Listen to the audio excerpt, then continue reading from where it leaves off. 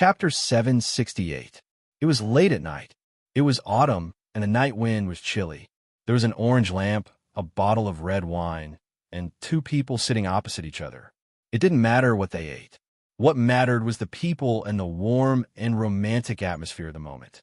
Liang Xiao couldn't hide the smile on her face, and her heart was filled with joy. Looking at Charlotte under the light, she felt as if she had traveled through time and returned to the time when they were in Haizhu.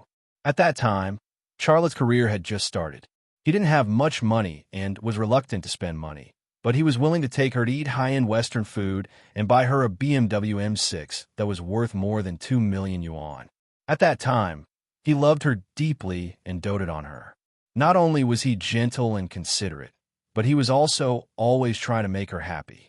But now, thinking of her current relationship with Charlotte, the smile on her face disappeared, and her heart was filled with melancholy and sadness. She wanted to make up with Charlotte, but it was easier said than done. She knew very well which women Charlotte had relationships with. The first question she needed to face was, would Charlotte break off his relationships with those women for her? Long Bing, Tang Yuyin, Chinda Tianin, Jiang Rui, and the two German women. Each of these women had a story with Charlotte. They were no less important to Charlotte than her, and they were even more important. Why did she have to make Charlotte give them up to be with her? After drinking half a bottle of red wine, Liang Xiao's face became a little redder, and her dark eyes became a little tipsy. She stared straight at Charlotte, and her watery eyes seemed to want to swallow Charlotte into her stomach. Charlotte was a little unnatural under her gaze. You've drunk enough, so let's not drink anymore. Don't drive after drinking. Just stay here for the night.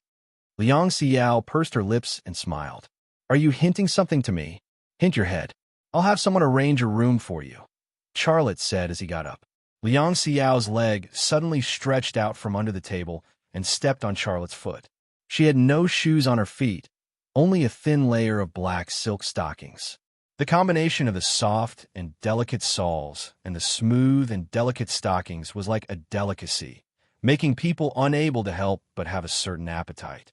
Senior sister's legs were the most beautiful legs Charlotte had ever seen, and he had done many bad things to her legs.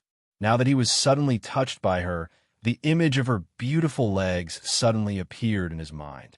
They were well-proportioned, slender, and straight, and her skin was as white as jade.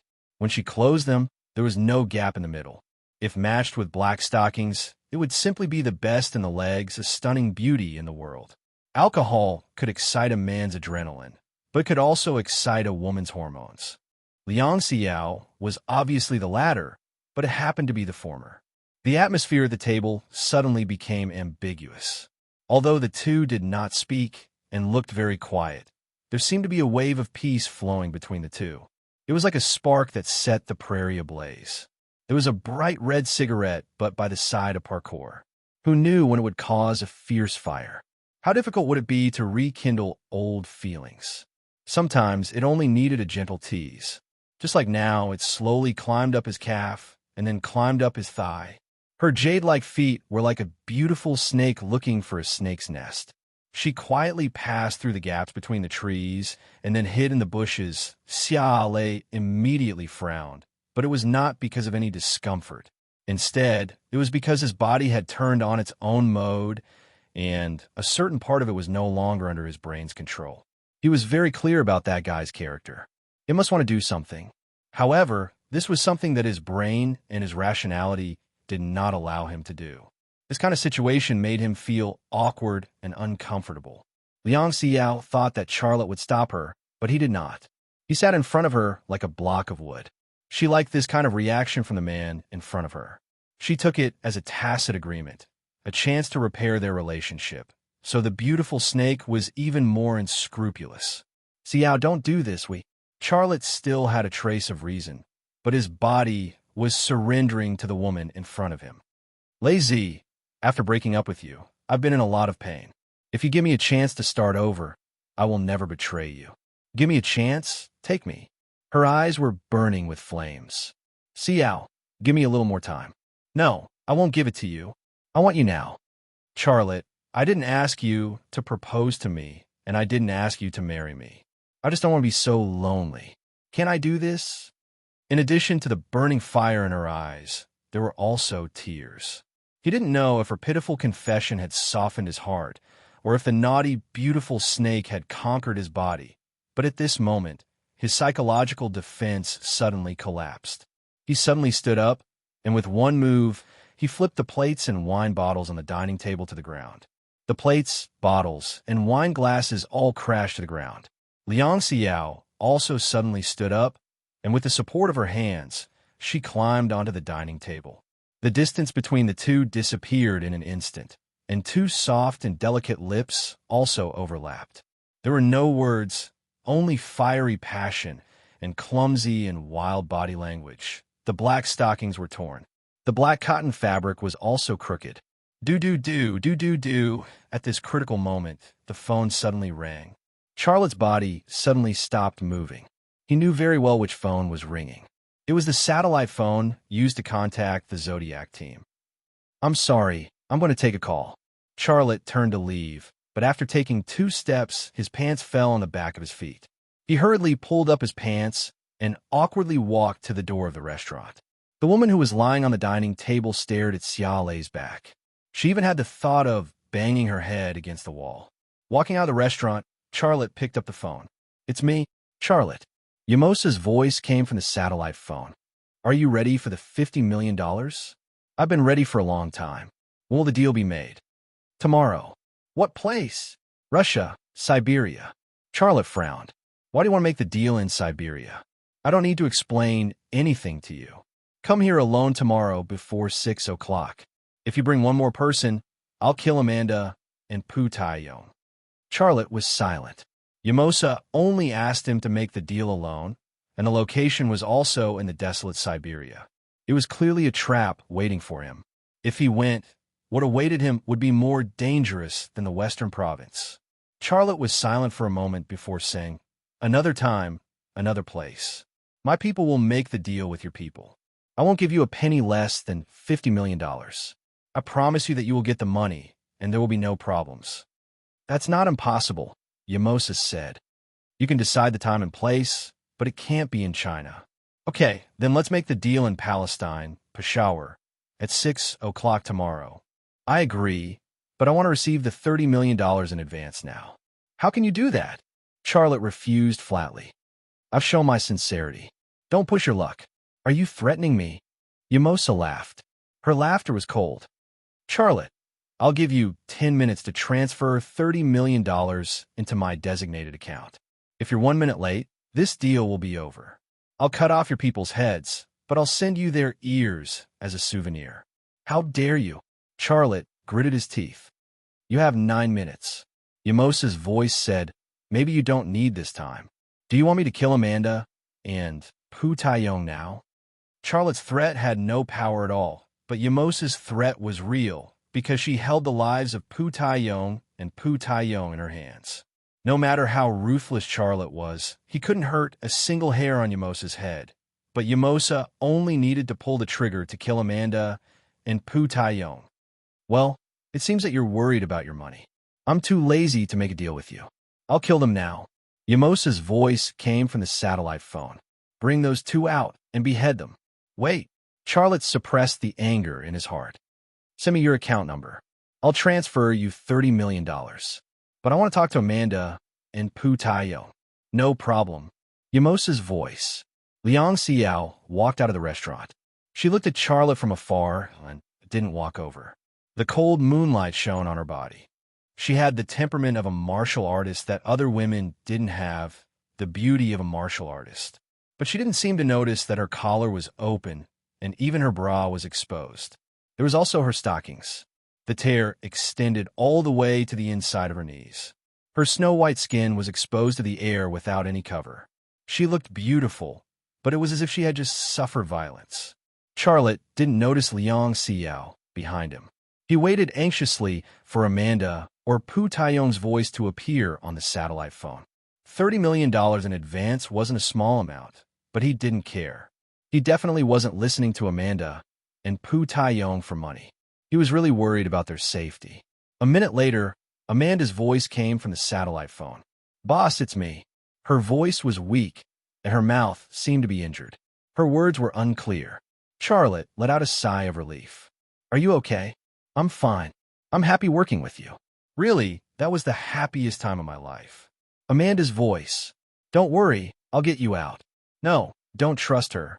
She's a woman without credibility," Amanda said. Then, the sound of someone being kicked came from the satellite phone. There was also the sound of someone hitting the wall and falling to the ground. Although Charlotte couldn't see, he knew that someone had beaten Amanda. He gritted his teeth in hatred, but he couldn't help Amanda. Pu Taiyong's voice came from the satellite phone again. "Boss, cough, cough. Don't worry about us. We're ready. Don't think too much. I'll definitely get you back. Trust me. Don't you understand?" "She won't." Slap. It was the sound of a slap on someone's face. "Boss, if I die, remember to burn a Lamborghini for me, okay? Come back. I'll give you a real Lamborghini." "Haha, you're so nice, really. Working with you is the happiest thing for me. Don't give up." Charlotte roared into the satellite phone. Yamosa's voice came from the satellite phone. "I've fulfilled your request. You'll receive my account number soon. I want to see the money transferred into my account in 10 minutes. Charlotte gritted his teeth. "You'll receive the money, but if you dare hurt them, I'll cut you up and feed you to the dogs." However, Yamosa had already hung up. A few seconds later, the satellite phone received Yamosa's account number. Chapter 769. Charlotte gave Guan Lingshan the account number that Yamasha had given him and asked her to transfer $30 million. 5 minutes later, Guan Lingshan replied to him that she had completed the transfer. Xiaolei transferred the money according to the agreement, but he still couldn't relax. It felt like there was a heavy stone pressing on his heart. Amanda and Pu Taiyong both told him that Yamasha couldn't be trusted. He also knew that a heartless woman like Yamasha wasn't worth trusting at all, but he had no choice. Even if the $30 million were thrown into the water, he was willing to throw it away just to give Amanda and Pu Taiyong a chance to live. Could Amanda and Pu Taiyong come back alive? In fact, he didn't have any confidence at all. Liang Xiao walked over and asked softly what happened. Only then did Charlotte come back to his senses. He sighed softly and said, "Xiao, don't ask. Don't you trust me? What are you talking about?" He was a little annoyed. "I betrayed you once, but I won't betray you again." Charlotte said, "Xiao, it's not about betrayal. If I didn't trust you, would I still help you come back? Would I still drink with you?" He didn't even tell Long Bing and Tang Yuyan about the secret of the Zodiac team. He didn't want Liang Xiao to know either. "Okay, then I'll tell you a secret." Charlotte shook his head and said, "Xiao, why do you—" "I'm a pig," Liang Xiao suddenly said. "Huh?" Charlotte was stunned. "What did you say?" "I'm a pig," Liang Xiao said again. Charlotte looked at Liang Xiao. His eyes were completely different from before. When Liang Xiao first called her a pig, he didn't think in any other direction. Maybe when Liang Xiao called her a pig the second time, he felt different. He also thought of the Zodiac team and the identity of the pig that he had always wanted to know. "What do you mean?" he asked tentatively. "I'm a pig," Liang Xiao repeated. "Don't joke around." Charlotte's expression was very serious. Liang Xiao suddenly hugged him. "Do you think I came back to China to serve my country? Or did he return to China because he had nowhere else to go?" Her body was very soft, but Charlotte's was very stiff. Liang Xiao whispered in his ear, "You're wrong. I came back to China for you. When I was still in the CIA, I had contact with your father. He told me, you're not safe in the country. Not everyone in Division 101 is your friend. You need a spy in Division 101 who can help you at a critical moment." "That's right. You're not safe in the country. I know this is a chance for me to redeem myself, as I promised your father. I returned to China and joined the 101 innings. I am that insider. I replaced the position of the Russian woman that I killed before, which is the position of the pig.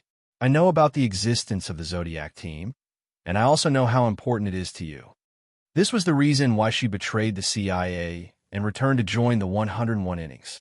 But he knew that it was not a simple matter of jumping from one company to another, because if she was found out, she would face the most severe death penalty. On the other hand, the CIA would issue a global kill order for her. CIA agents and killers would kill her at any opportunity. She said that this was her redemption, but she was using her life to redeem herself. He finally understood the definition of pig in the Zodiac team. People raise pigs only to fatten them up and then kill them for meat. It was the case for Evgenia in the past, and it was the same for Liang Xiao now. The Zodiac team needed a role that could be sacrificed, and the pig was that role. His heart completely softened. The grudges of the past, the hurdles that couldn't be crossed, had all disappeared.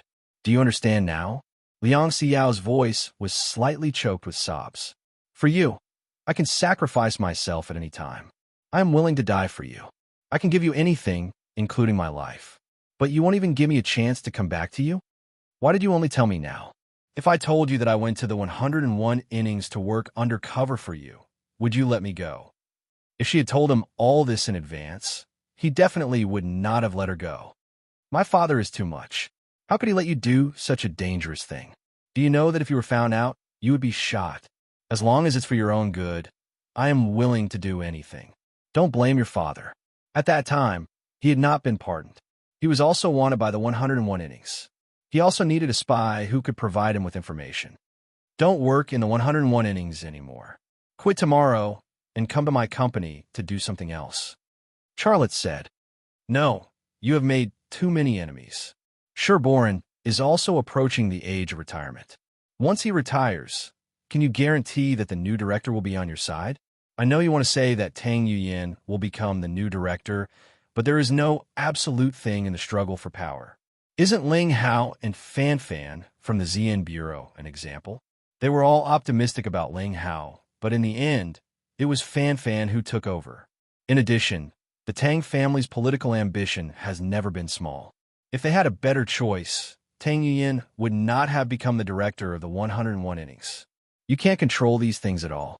Once the 101 innings is no longer your safe haven, my value will be reflected. Xiao, why don't you understand? No, I understand everything. The one who doesn't understand is you. Do you know the story of the crime of possessing a jade ring? The secret you have is your biggest threat. You need me to stay in the 101 innings. I have already decided. Don't try to persuade me. Don't tell your father either. He doesn't want you to know my identity. Charlotte nodded silently. Have you forgiven me? Liang Xiao looked at Charlotte expectantly. She looked a little nervous. Charlotte suddenly kissed her lips. This kiss was his answer. It was more convincing than any words. In the passionate kiss, the things she had done in the past also appeared in his mind. In Seoul, Korea, she risked exposure to save him. In Jerusalem, she deliberately diverted the soldiers away, and she had actually been trying to make up for the mistakes she had made. Now, she was using her life as a wager, walking on the razor-sharp path of self-redemption. In the face of such a woman, such feelings, such love, if he could still harden his heart and push her away, not even giving her a chance, then he did not deserve her love. Give it to me. Liang Xiao grabbed his belt. Her hands were trembling, and so was her voice. I've almost forgotten how it feels when you touch me. This sentence was like a shot of chicken blood into Charlotte's blood vessels. He could no longer control his exploding emotions and desires. He picked her up and strode to the dining room. Because it was the closest, because the dining table was empty, because the stockings were torn, because the cotton fabric was crooked, the quiet night was no longer quiet. The closed doors and windows could not block out the sounds coming from the dining table, as well as Senior Sister's ravings. Those strange sounds soon resonated with the autumn insects. The frogs in the pond and the crickets in the grass also made cheerful sounds. However, it was unknown whether they were imitating Senior Sister or protesting against her. After a long time, the dining room returned to peace. Liang Xiao quietly nestled in Charlotte's arms. She was so lazy that she did not want to do or say anything. Her heart was filled with happiness and joy. It felt really good to be back on good terms with the man she loved. Xiao, I still don't want you to stay in 101 innings anymore. You should resign. I'm serious. Charlotte stroked her black hair. His heart was full of worry. Don't talk, okay? I want to lie quietly in your arms. I want to lie like this until my hair turns white and my teeth fall out. Liang Xiao's voice was soft and powerless. Charlotte was no longer the Charlotte of the past. If the Charlotte of the past was compared to the national football team of China, then the current Charlotte was obviously the Barcelona of the universe. Why was that? It was not that she did not want to know. She was just too embarrassed to ask. Charlotte secretly said in his heart, "I'll find a chance to persuade her another day. It's too dangerous for her to do this. If anything happens to her, how am I going to explain it to Master? I'm hungry." Liang Xiao looked at Charlotte with watery eyes. Charlotte said, "I'll go to the fridge to see if there's anything to eat. I'll get some for you." "I don't want anything in the fridge. It's cold. I want something hot. I'll get myself. Okay?" Charlotte was speechless. Do. The satellite phone in his pocket suddenly rang again. Charlotte hurriedly jumped off the dining table. He took out the satellite phone from his pocket and answered the call. Liang Xiao pursed her lips with her tongue and looked at Charlotte quietly. Yamosa's voice came from the satellite phone. "Charlotte, I've received your ransom. You're very punctual. Don't talk nonsense. You've already received the money. Bring them to Peshawar tomorrow. Your people will receive the remaining $20 million US. I promise you that there won't be any trouble with this transaction. I just want my people back." Charlotte wanted to tear Yamosa's body into pieces, but his tone was full of sincerity. He paid the ransom and humbled himself just to save Amanda and Pu Taiyong. Hee. Yamosa laughed. Her laughter seemed very strange. Charlotte suddenly had a premonition. His heart sank. Charlotte, what do you want me to say about you? You're the strongest opponent I've ever met, but you're also the most naive opponent I've ever met. I've already received $30 million US. Why would I still want to deal with you? You'd better not do anything. Killing them won't do you any good. Why won't I? If I kill them now, I'll have 2 less powerful opponents to deal with in the future. How dare you? Charlotte roared. It feels good to anger you. I'm ready. I'll send you a picture later.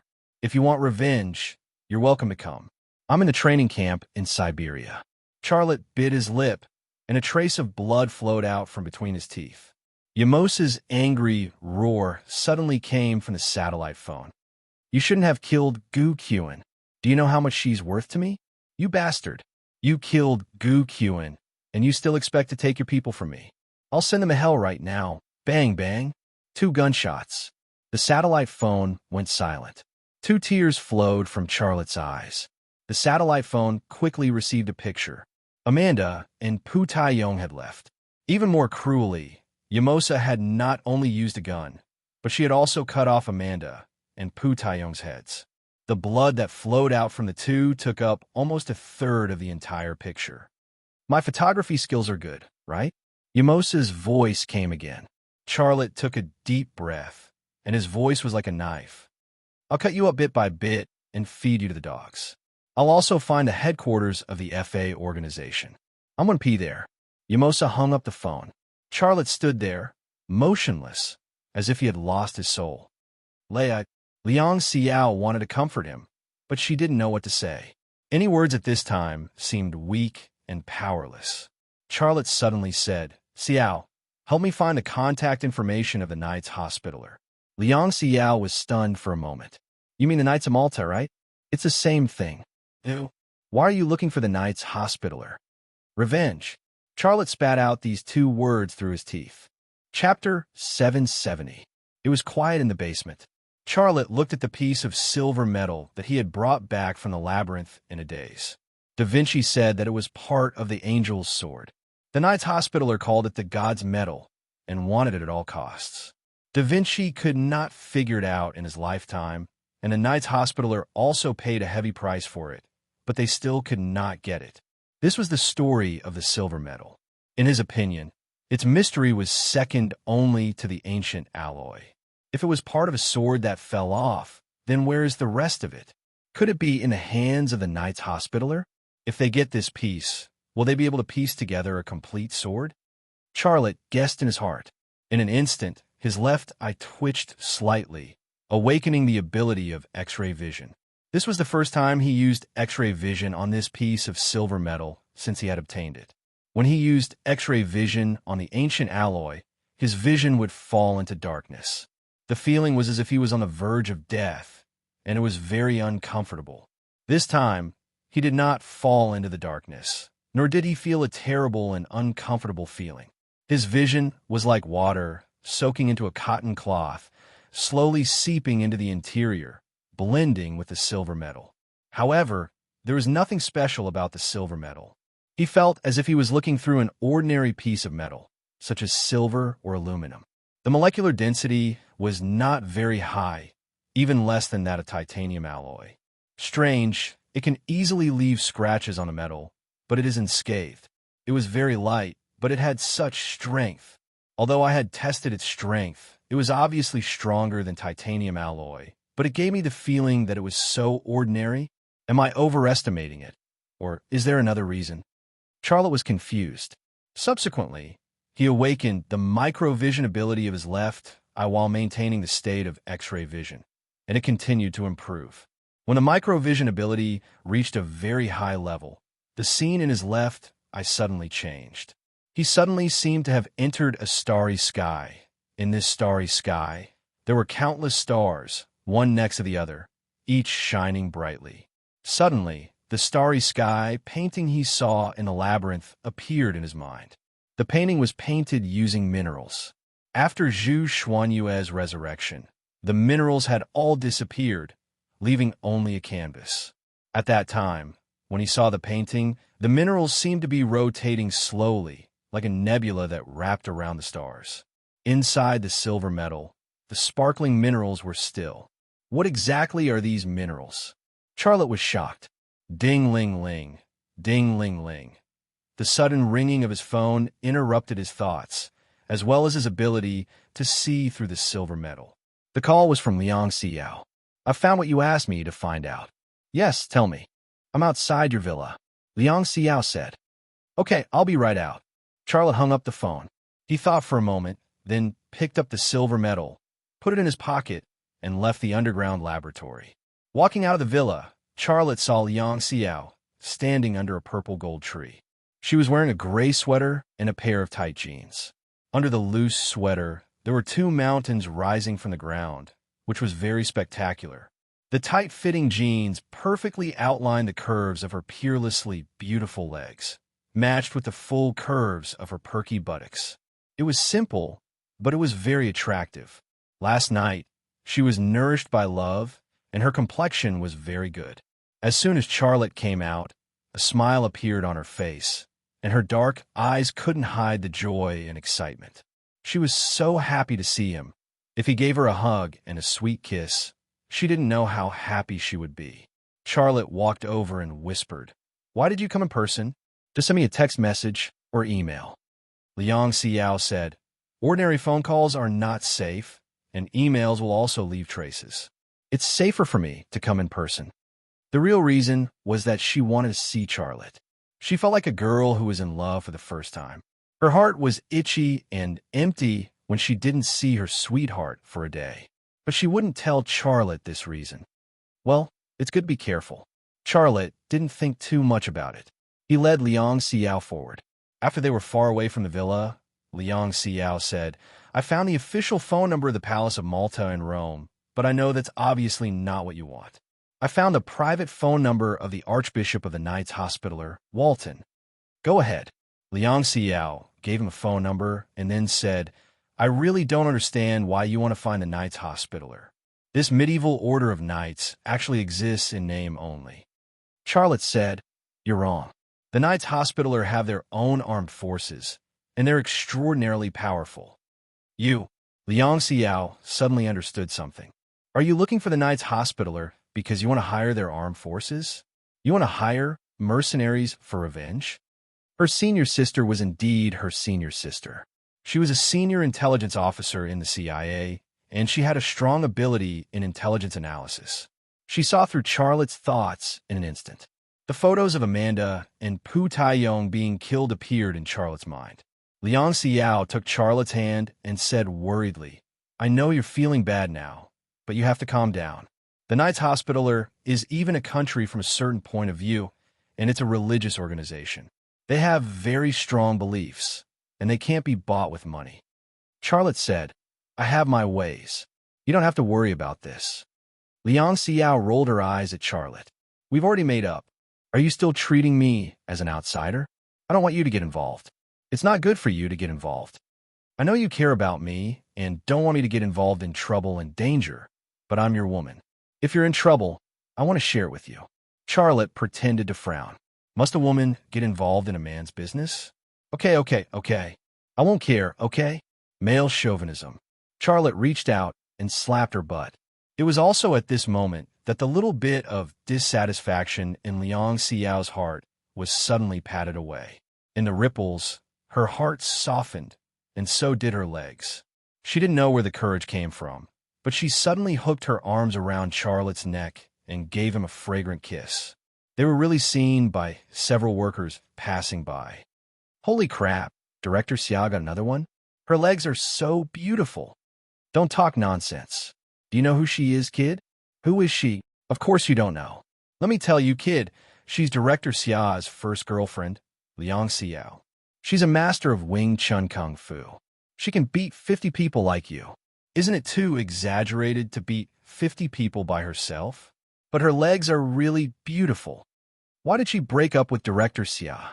I don't know, but who can leave our Director Xia? She still has to come back, even after breaking up. So, when will Queen Shina come back?" "How would I know? You can ask Director Xia if you have the guts. Get to work. You guys don't have to think about it." The workers walked away, talking and laughing. Liang Xiao was also satisfied. She let go of Charlotte and said with a smile, "Aren't you afraid that they'll see?" Charlotte shrugged. "So what if they see? I don't care what they think of me." "Do you?" "I don't care." "Well, men do things, women. Well, women also go to work."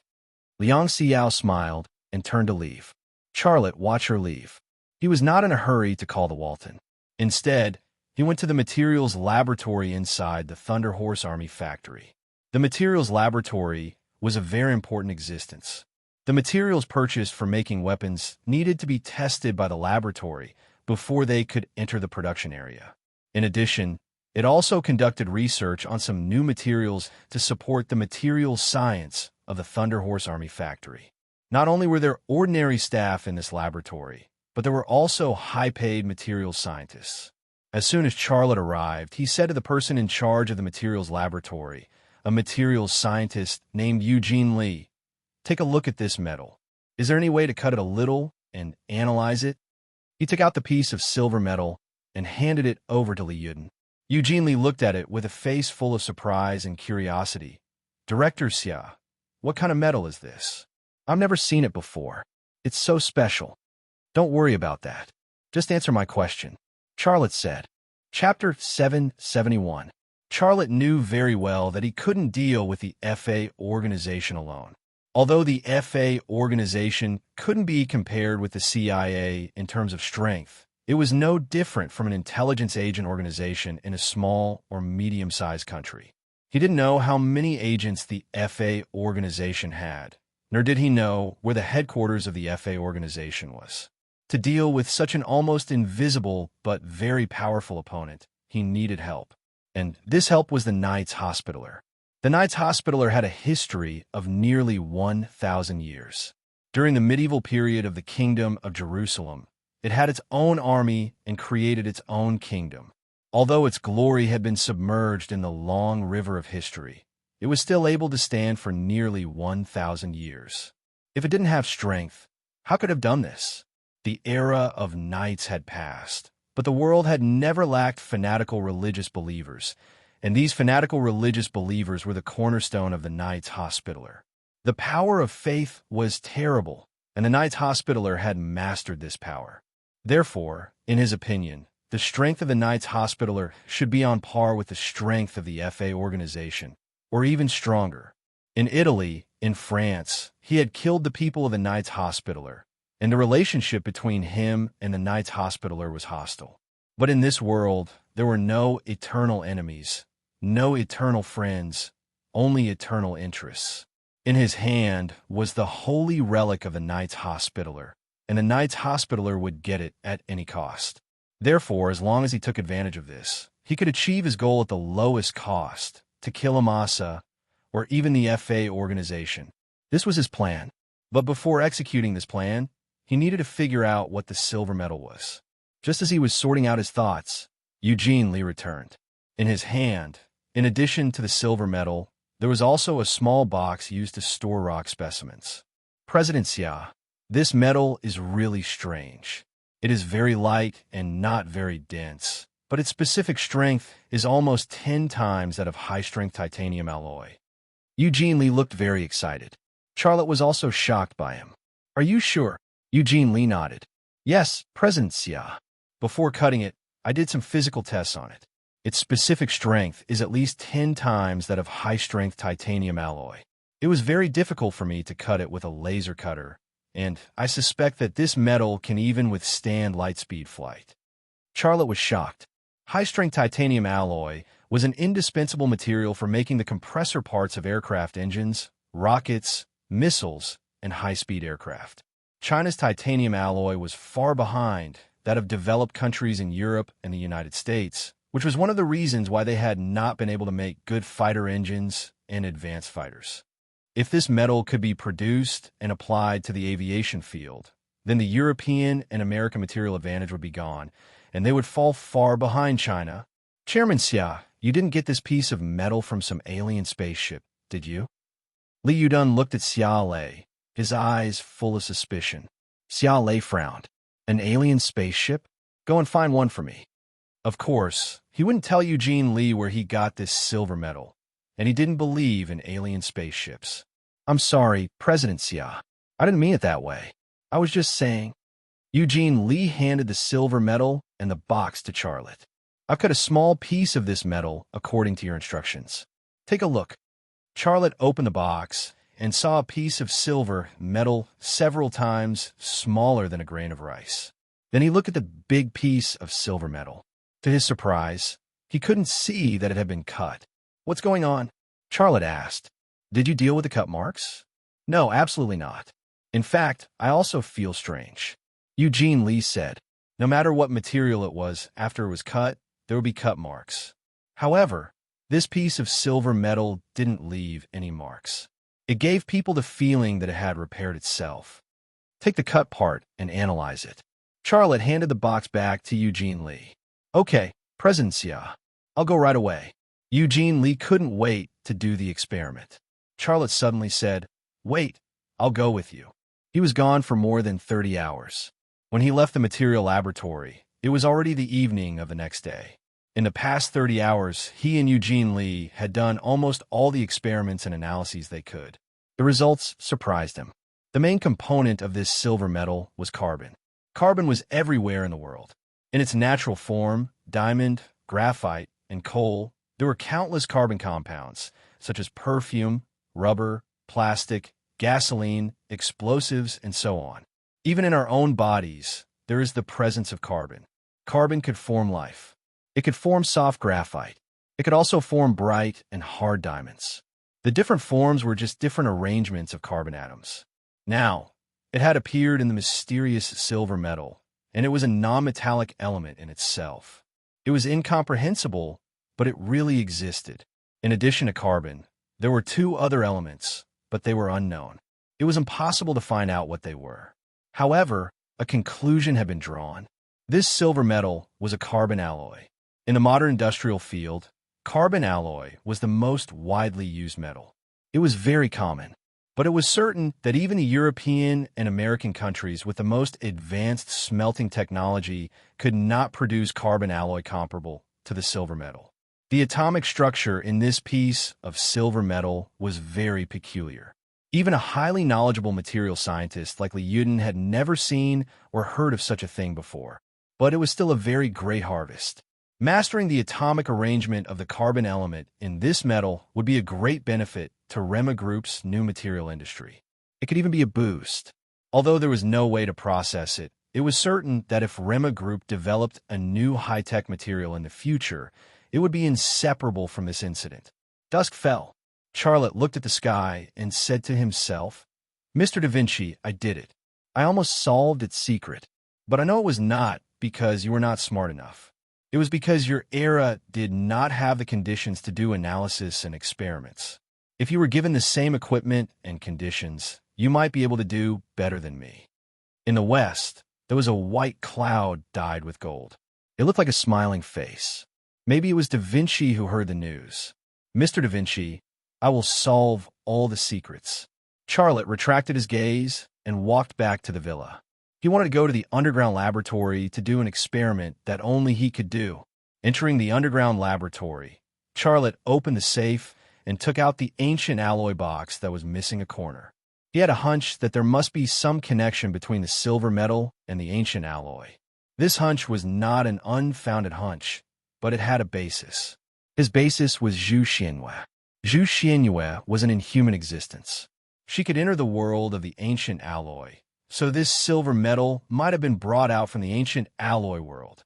Could it be like this? Charlotte opened the box that contained the silver metal, and then used a pair of tweezers to pick it up and carefully extended it into the gap of the ancient alloy box. This was the experiment he wanted to do. He had done this kind of experiment with many things before: gel pens, metal tubes, and so on. But this was the first time he put the silver metal in. When the energy field vibrated, he let go of the tweezers. The silver metal was immediately sucked in and disappeared into the dark space inside the box. Then, everything went still. The history of this silver metal cannot be verified, but must be very old. Anything that enters the world of the ancient alloy box seems to have experienced 1,000 years of time, eroded beyond recognition. I wonder what will happen to the silver metal. While waiting for the results, Charlotte couldn't help but speculate. The void above the ancient alloy box suddenly trembled slightly. The small silver metal leaped out of the void. It was as good as new, without any signs of weathering. The energy field disappeared, and the small piece of silver metal fell from the void. Because it was too small and too light, it didn't even make any sound. How is this possible? Every material has a decay period. Even stainless steel that doesn't rust can't maintain its original appearance after thousands of years. Charlotte was shocked and confused. He tried it 2 more times, and the structure was the same each time. The silver metal didn't change at all. Finally, he boldly put the large piece of silver metal into the world inside the ancient alloy box. The result was still the same, and this time, he used his left eye to record all of the fine characteristics of the silver metal before putting it in, but after coming out, those fine characteristics didn't change at all. After thinking quietly for a few minutes, Charlotte found a paper knife, cut his finger, and dripped the blood on the large piece of silver metal. Then, he threw the blood-stained silver metal into the world of the ancient alloy box. After a short wait, the void trembled, and the large piece of silver metal jumped out of the void. Charlotte was dumbstruck when he saw it. On the silver metal, the blood on the flat surface was already gone, but there was still blood left in its corners. Moreover, it didn't dry, as if it had just been dripped. Bang! The large piece of silver metal smashed onto the metal platform. Charlotte grabbed it with a trembling hand. A trace of blood flowed out from a dent in the silver metal, flowing onto his finger. That blood was still warm. It's not an angel's sword, not an alien spaceship. It's a protective suit. Charlotte suddenly came to this conclusion. Then, he didn't move for at least half an hour. Chapter 772. Song Baiqing's death was indeed left unsolved. The cause of death given by the police was cerebral hemorrhage. The possibility of homicide and suicide were ruled out, so it was an accident. This result was within Charlotte's expectations. He had also learned some information about Song Baiqing's woman from Fan Fan. The woman's surname was Liu, and her name was Liu Hui. She had served in a special force before being transferred to the government as a bodyguard. The person she protected was Ling Hao. Later, Song Baiqing fell in love with her, and the two became husband and wife. In Charlotte's view, Liu Hui had something to do with Song Baiqing's death. Of course, Ling Hao wouldn't do it himself. The wisest thing to do was to send one of his men. That man was Liu Hui. Song Baiqing couldn't guard against his woman. That was why there were no traces at the scene, and why Song Baiqing died peacefully.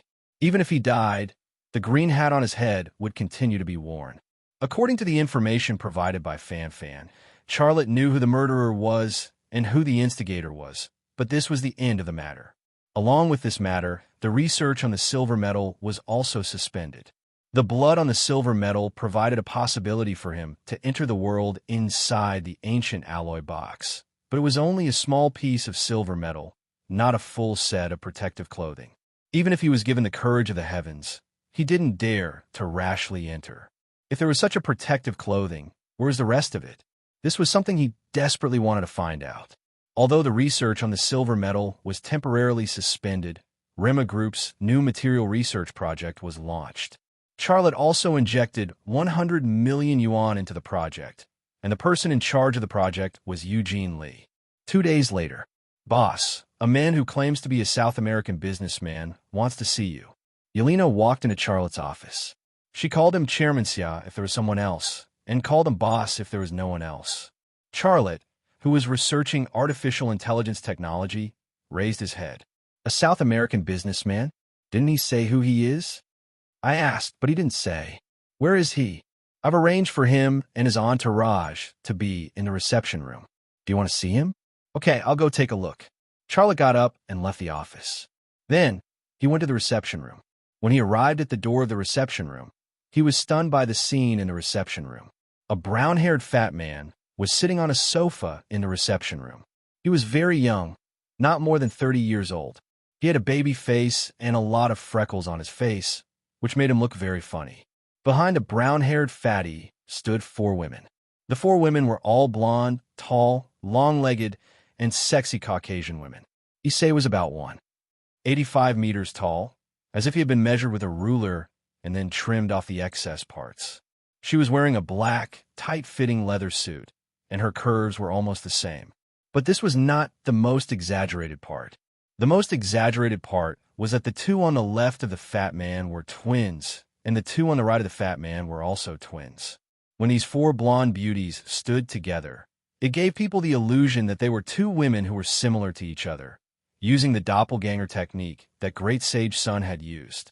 Charlotte couldn't help but look at the comical brown-haired fatty and the sexy 2 by 2 twins. Mr. Xia, are you looking at me or the woman behind me? The brown-haired fatty said lightly with a smile on his mouth. He spoke in English. His hair color was a typical Nordic hair color, and the language he used was not a South American language. From these 2 points, Charlotte could tell that he was not a South American businessman. Charlotte walked in and sat opposite the brown-haired fatty. Do you know me?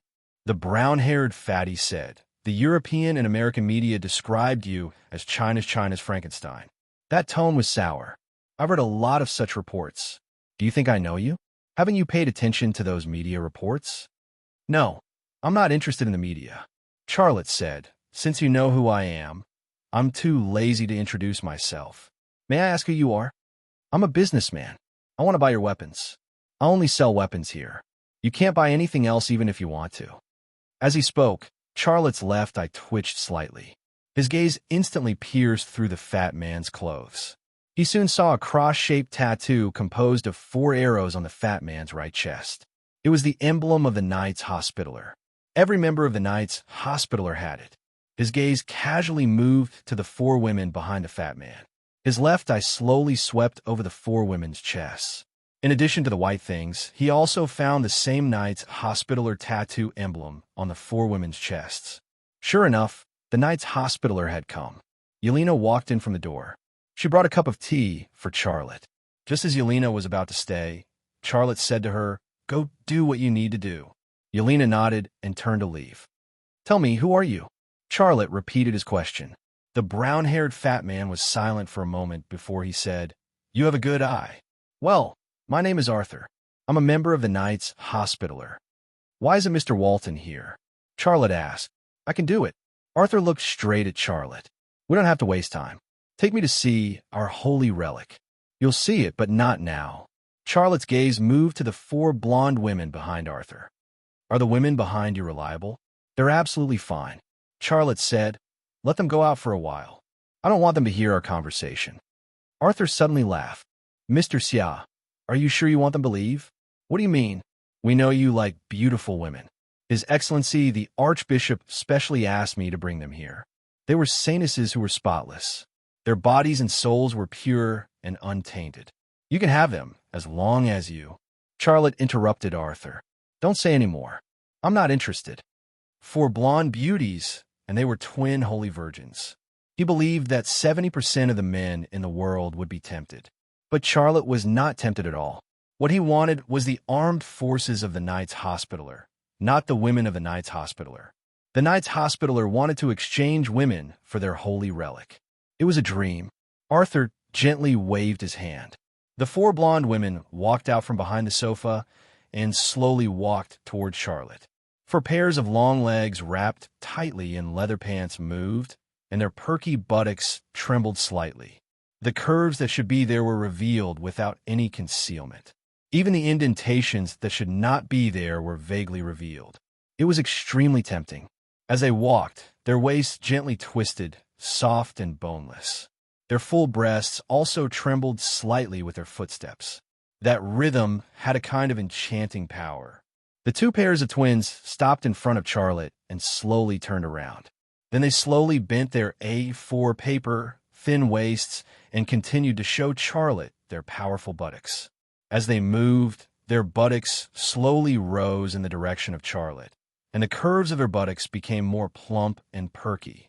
As the PU material shrank, that place was also more clearly revealed. It was extremely seductive.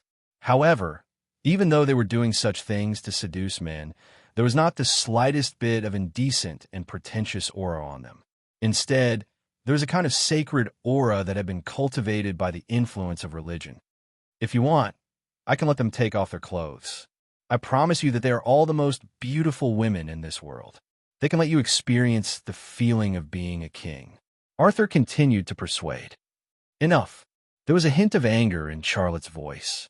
The 4 women glanced at Arthur. Arthur waved his hand, and the 4 women returned to behind the sofa behind him. From beginning to end, there was not the slightest expression on their faces. Arthur said, "Then name your price. But I have to remind you that we are not a bank. Our money is all donated by the believers, so please name a reasonable price." "I don't want women, and I don't want your money." "Then what do you want?" "Before I mention it, I want to ask you a question." Charlotte said, "I want you to help me capture a person and investigate the headquarters of an organization." Arthur immediately frowned. "Who do you want us to help you capture?" "Investigate the headquarters of what organization?" Charlotte said, "The FA organization." "The person I want you to help me capture is also from the FA organization. Her name is Yamosa. I have prepared her detailed information." "Wait," Arthur interrupted Charlotte. "We are a religious organization, not a mercenary army." "I think you're mistaken. A religious organization?" Charlotte sneered. "Not all of them. In Italy, your people set up an ambush to kill me. I escaped to France, and your people also chased me to France. You can do this kind of thing, but can't you meet my conditions?" "No." Arthur refused flatly. "Absolutely not." "No? What else can I talk to you about?" Charlotte said, "You can go." "You." Charlotte stood up. "You have no choice. If you want to get your holy relic back, you have to meet my conditions. Go back and think about it. Come to me when you have made up your mind." "Wait." Arthur also stood up. Charlotte looked back at Arthur. "I know the existence of the FA organization." Arthur's eyes were sharp. "Tell me, why do you want us to do this for you?" "Your request will bring great danger to us." "When you agree, I will tell you," Arthur said. "I can't make such a big decision. I have to ask His Excellency Walton. I guess he also needs to hold a meeting before he can tell you our decision." Charlotte said, "No problem. I'm not in a hurry. You can come to me after you have discussed it. We didn't book a hotel. Can we stay in your house?" Charlotte said, "Of course, no problem. I have a lot of rooms in my house. I will arrange them for you." "Thank you," Arthur said. Charlotte took out his cell phone and dialed a number.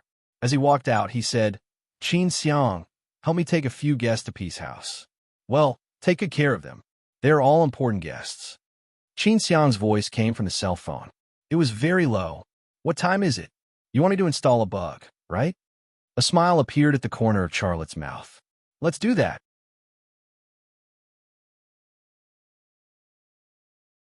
Chapter 773.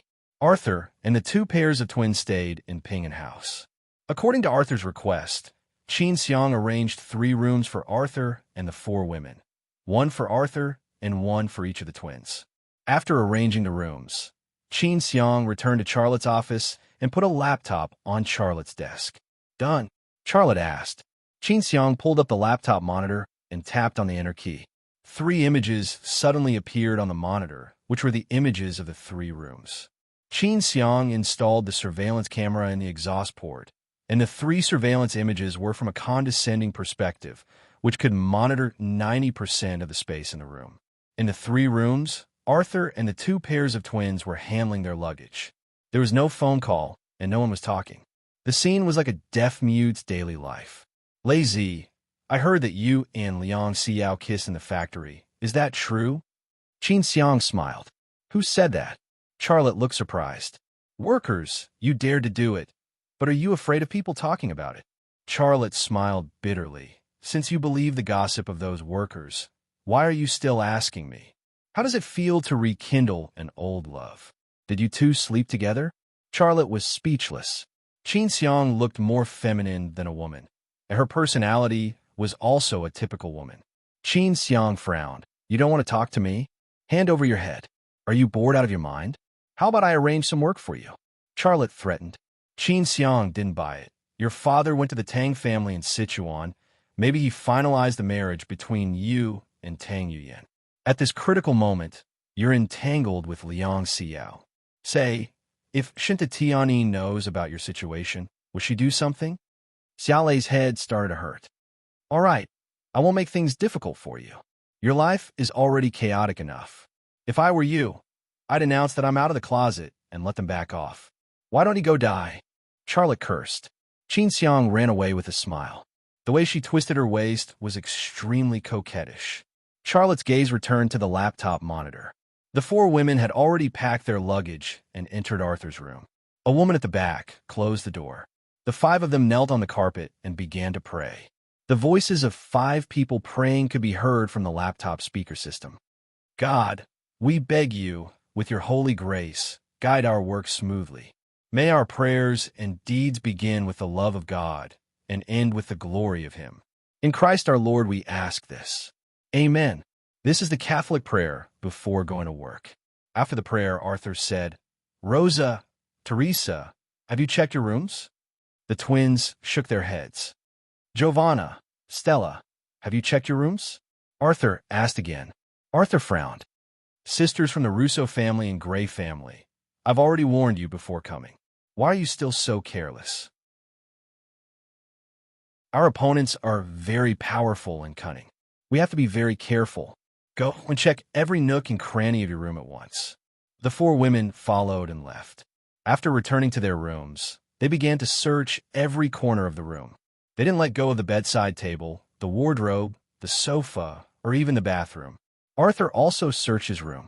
A few minutes later, Arthur found the miniature camera installed in the exhaust. He held the camera in front of him with an angry expression. What do you want? Cheating and peeping are sins. You will be punished by the Lord. This was clearly directed at Charlotte. Charlotte shook his head with a bitter smile. He had underestimated this freckled fatty. He could also see that the 4 women were relatively innocent and didn't have any schemes. This Arthur, on the other hand, had rich experience in counter-espionage and was very difficult to deal with. Very soon, the Russo sisters, Rosa and Teresa, also found a miniature camera in the exhaust on the ceiling. The twin sisters glared fiercely at the camera, looking as fierce as little tigers. The Gray sisters, Giovanna and Stella, said to Charlotte at the same time, Despicable person, may the Lord save your soul. Charlotte closed the laptop monitor and left the office. He ran out of the office building. He didn't go through the main door, but instead ran toward the wall on one side of the office building. Hello, Chairman Xia. A gardener who was trimming the flowers in the green belt greeted Charlotte. Continue working. Charlotte took a big stride forward and kicked the wall with his right foot, then his left foot again. After 2 kicks, his body was at the same height as the 3-meter-tall wall. Then, with a light push of his hands, his body jumped over the wall and disappeared over it. The gardener stared blankly at the 2 footprints on the wall and didn't come back to his senses for a long time. In a room of peace residence, Arthur placed the miniature camera that the Russo sisters and the Gray sisters found on the ground and then crushed it with his foot. How could that guy do this? Giovanna looked very angry. I didn't expect his soul to be so dirty. Stella said. Luckily, he refused. Otherwise, I would rather die than be with a man like this. Rosa said, if I can get the holy relic back, I am willing to give up everything. But God has already made arrangements. The merciful God doesn't want us to serve that despicable man. So, he was the one who made that man refuse. Teresa said, while the four women were talking, Arthur took out his cell phone and dialed a number. 30 seconds later, Arthur began to speak. Dear Mr. Angelio, I have met with Charlotte. He made a very harsh condition. Well, his condition is that we help him catch a woman named Yamosa. That woman is from the FA organization. In addition, he also asked us to find the headquarters of the FA organization for him. The Russo sisters and the Gray sisters kept quiet. They looked at Arthur. When Arthur mentioned Angelio, their eyes were full of reverence. This scene didn't escape Charlotte's eyes. While the Russos and the Gray sisters were watching Arthur, he was watching them and Arthur from a room behind the one they were in. Letting Qin Xiang install the surveillance camera was actually just the first step of his plan. The 5 people from the Knights Hospitaller stayed in his place and would definitely check the room. If Arthur and the 4 women didn't find anything, Arthur and the 4 women would always be vigilant. But if they found something, their vigilance would be reduced because of the elimination of hidden dangers. So, he asked Qin Xiang to install the camera for this opportunity. As for him, his left eye was the best surveillance camera in the world. Arthur's words also aroused Charlotte's curiosity. He secretly said in his heart, he didn't call the Walton, but a man named Angelio. Is the Walton just a leader on the surface, and the real leader is Angelio? Arthur mouthed, I haven't seen our holy relic yet, and he also refused our proposal. The Russo sisters and the Gray sisters are our most beautiful girls, but they didn't win his favor. He also doesn't want money. He has tens of billions of yuan in China, and Rema Group is very profitable. I don't think we can solve the problem with money this time. He doesn't want women or money. Should we agree to his request? Well, yes. We have no conflict with the FA organization. Once we catch their people and provide their secret information to Charlotte, it means that we have to go to war with the FA organization, which is very unfavorable for us. Well, I'll wait for the results of the meeting. I will also ask the Russo sisters and the Gray sisters to fight for it. May God bless us. Amen. The call ended here. Arthur put away his phone and faced the Russo sisters and the Gray sisters. He was silent for a moment before he said, what I'm going to say now will be a little difficult for you, but as long as you have a firm faith, you will succeed. The Russo sisters and the Gray sisters said in unison, guard the faith, help the suffering. This was the slogan of the Knights Hospitaller since the Middle Ages. Arthur said, Charlotte's conditions are too harsh. We can't afford the consequences of going to war with the FA organization. Although we are not afraid of fighting, if we can get back the holy relic at the lowest cost, it is in the interest of our Knights Hospitaller. It is a man's talent to fight on the battlefield. It is a woman's talent to get information from the pillow and conquer the enemy. That man is despicable, and his soul is dirty. It's very unfair for you to be with him. But we are the warriors of my Lord, and we must have the spirit of sacrifice. Your body will be defiled, but your soul will be purified. The Lord will bless you and guide your way. Amen. The Russo sisters and the Gray sisters crossed themselves on their towering chests. May God bless us. Amen. Tonight, I guess Charlotte will invite us to dinner. At that time, I will light the Requiem candle, which can affect people's minds. That is your chance. You bring him into your room, and then you know what to do. The Russo sisters and the Gray sisters nodded in unison. Arthur said, but don't let him take advantage of you for nothing. You have to ask where our holy relic is hidden. Then 2 of you will hold him back, and the other 2 will steal the holy relic. What if he hides the holy relic far away? Giovanna asked. Arthur said, then send me the news in time. I will go in person. The Russo sisters and the Gray sisters said in unison, guard the faith, help the suffering. Arthur said, "May God bless us. Amen." In another room, Charlotte finished peeping. He rubbed his sore left eye, but he didn't know whether to laugh or cry. Fighting with these devout believers, secretly watching them discuss how to deal with him, that feeling was really indescribable. Charlotte looked out of the window and glanced at the sky. It was still early before night fell, but he had to start preparing for tonight's battle.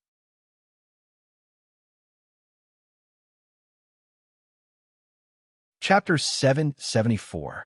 That night came unexpectedly. A banquet with Chinese and Western characteristics began in the Orchid Hall of the Peace Bureau.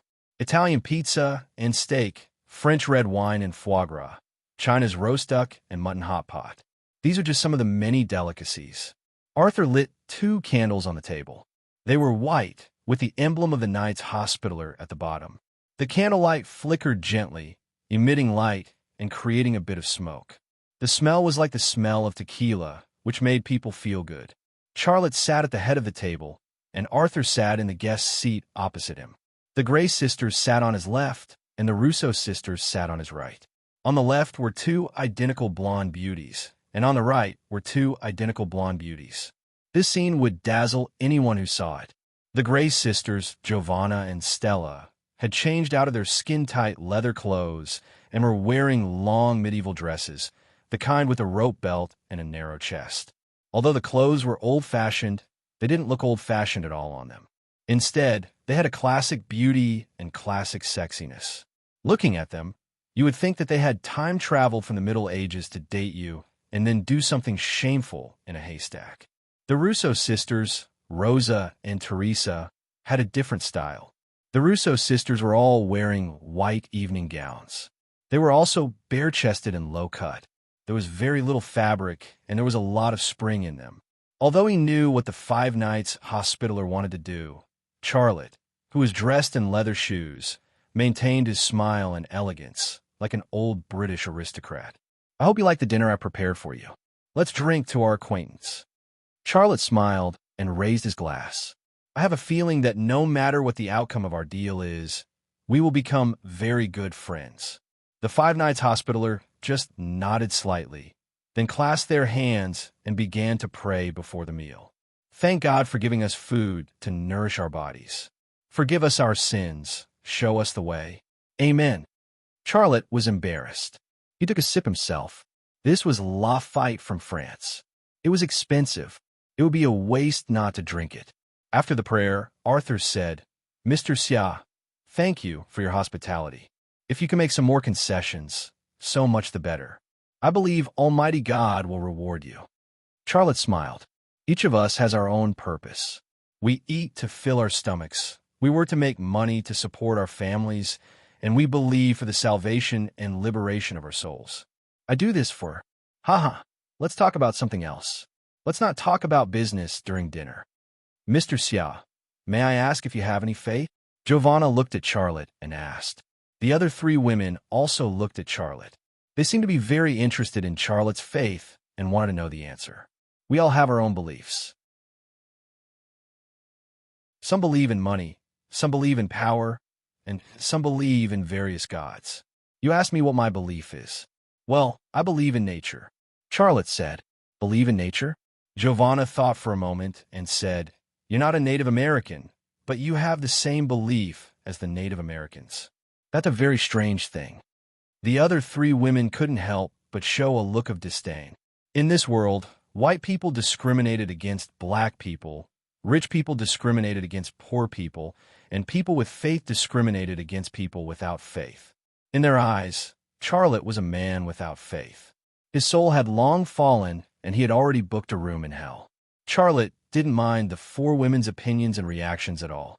He said lightly, "Nature gave birth to us and raised us. The power of nature is mysterious and powerful.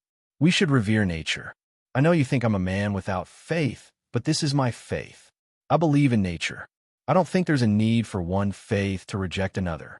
You've been fighting with the Islamic world for thousands of years for your God, and no one has convinced the other, right?" "Ha ha ha." Arthur smiled and raised his glass. "It seems that Mr. Xia knows our history very well. But let's not talk about the problem of faith. Let's have a toast. Cheers. Charlotte raised his glass and drank the wine. Mr. Xia, I'm really curious why you want us to deal with the FA organization. Can you tell me why? Arthur asked. He looked into Charlotte's eyes. His eyes seemed to be able to see through Charlotte's soul. Charlotte said, Mr. Arthur, you asked me a question, so I'll ask you a question. If you answer me, then I'll answer you. What's a question? I brought out a piece of metal from the labyrinth, a silver metal. It's more than the best aviation material I've ever seen. I think its value should also be reflected in the aviation industry. But you say that it's your holy object. Why is that? Is there a story behind it? Mr. Xia, your question puts me in a difficult position. Mr. Arthur, your question also puts me in a difficult position. Giovanna stood up and took the decanter to refill Charlotte's wine.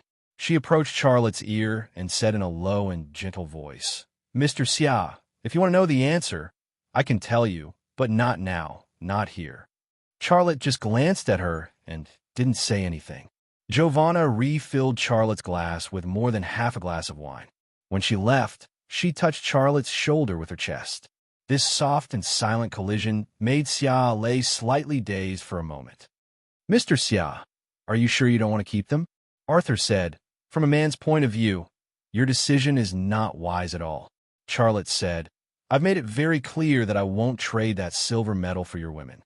You can only get your holy object back if you meet my conditions. You're really a stubborn man. Well, when the meeting is over, I'll tell you our decision. Now let's enjoy our dinner, or we'll be wasted.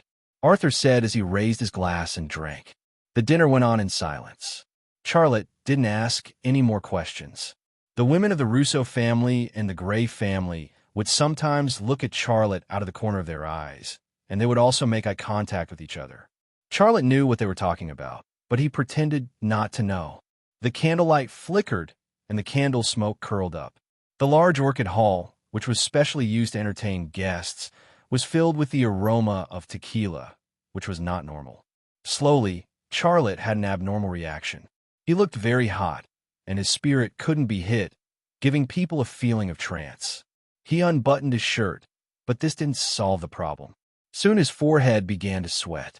Then it was his eyes. His eyes began to slacken. Mr. Xia, why do you want us to help you deal with the FA organization? Arthur had been observing Charlotte's reaction, and when Charlotte gently shook his head, he raised this question again. I'm so sleepy, Charlotte said as he continued to shake his head gently. Arthur gave Giovanna a look. Giovanna then got up and came to Charlotte's side. She sat on Charlotte's lap and put her arms around Charlotte's neck. Honey, why do you want to deal with the FA organization? Xiaolei appeared to be in a daze. Arthur gave him another look. The remaining 3 women also got up and came to Charlotte's side. These 3 women, Teresa hugged Charlotte's left arm, and Stella hugged Charlotte's right arm. Charlotte's arms were like the branches of a coconut tree, and there were 2 big coconuts on each branch. There was no wind here, but the coconuts were shaking. Rosa went behind Charlotte and gently pressed her plump upper body on Charlotte's shoulder. Then, 2 big coconuts grew on Charlotte's neck, and they shook even more violently, even though there was no wind. This place was like a battlefield full of peach trees and blooming peach blossoms. Arthur was the local general, and the sisters of the Russo and Gray families were the enemy knights charging into the enemy lines. In fact, Charlotte's body had already activated its abnormal immunity ability. He had already woken up, but he had to pretend to be hit and cooperate with the women of the Russo and Gray families. I got a very, what is it? Rosa said in Charlotte's ear, her voice sweet and pleasant. There's a very valuable piece of information. What information? Giovanna twisted her waist and pressed her hips on Charlotte's thighs, adding stimulation and confusion to Charlotte. Charlotte remained in a daze. This metal is something that God left in this world, but it is not the only one. In the headquarters of the FA organization, there is a sword made of God's metal. It is the sword of angels. As soon as he said this, the 5 people from the hospital knights were stunned. And the people of the FA organization kill my people, and they want to kill me to silence me. I want to destroy the FA organization, and I want that sort of angels. Charlotte finished his secret. The sisters of the Russo and Gray families looked at Arthur at the same time, waiting for his instructions. What Xiaolei had just said had shocked them to the core. The four women were not the only ones who were shocked. Arthur's eyes sparkled with excitement. Take him back to the room. You know what to do. This information is too important. I will contact Mr. Angelio immediately. The four women then helped Charlotte up and left the Orchid Hall. Charlotte muttered as he walked, I'm not drunk. I can still drink. Let's go back to the room and drink. Giovanna giggled. Teresa grabbed Xiaolei's butt. You bastard, you're going to hell. At the dining table, Arthur made a call. Mr. Angelio, I just got a very important piece of information. The FA organization. A smile appeared on Charlotte's face. Desire had always been a devil. The Knights Hospitaller had been longing for that piece of silver metal for hundreds of years. Just one piece was enough to drive them crazy. If there was an angel's sword made of God's metal, would they not be tempted?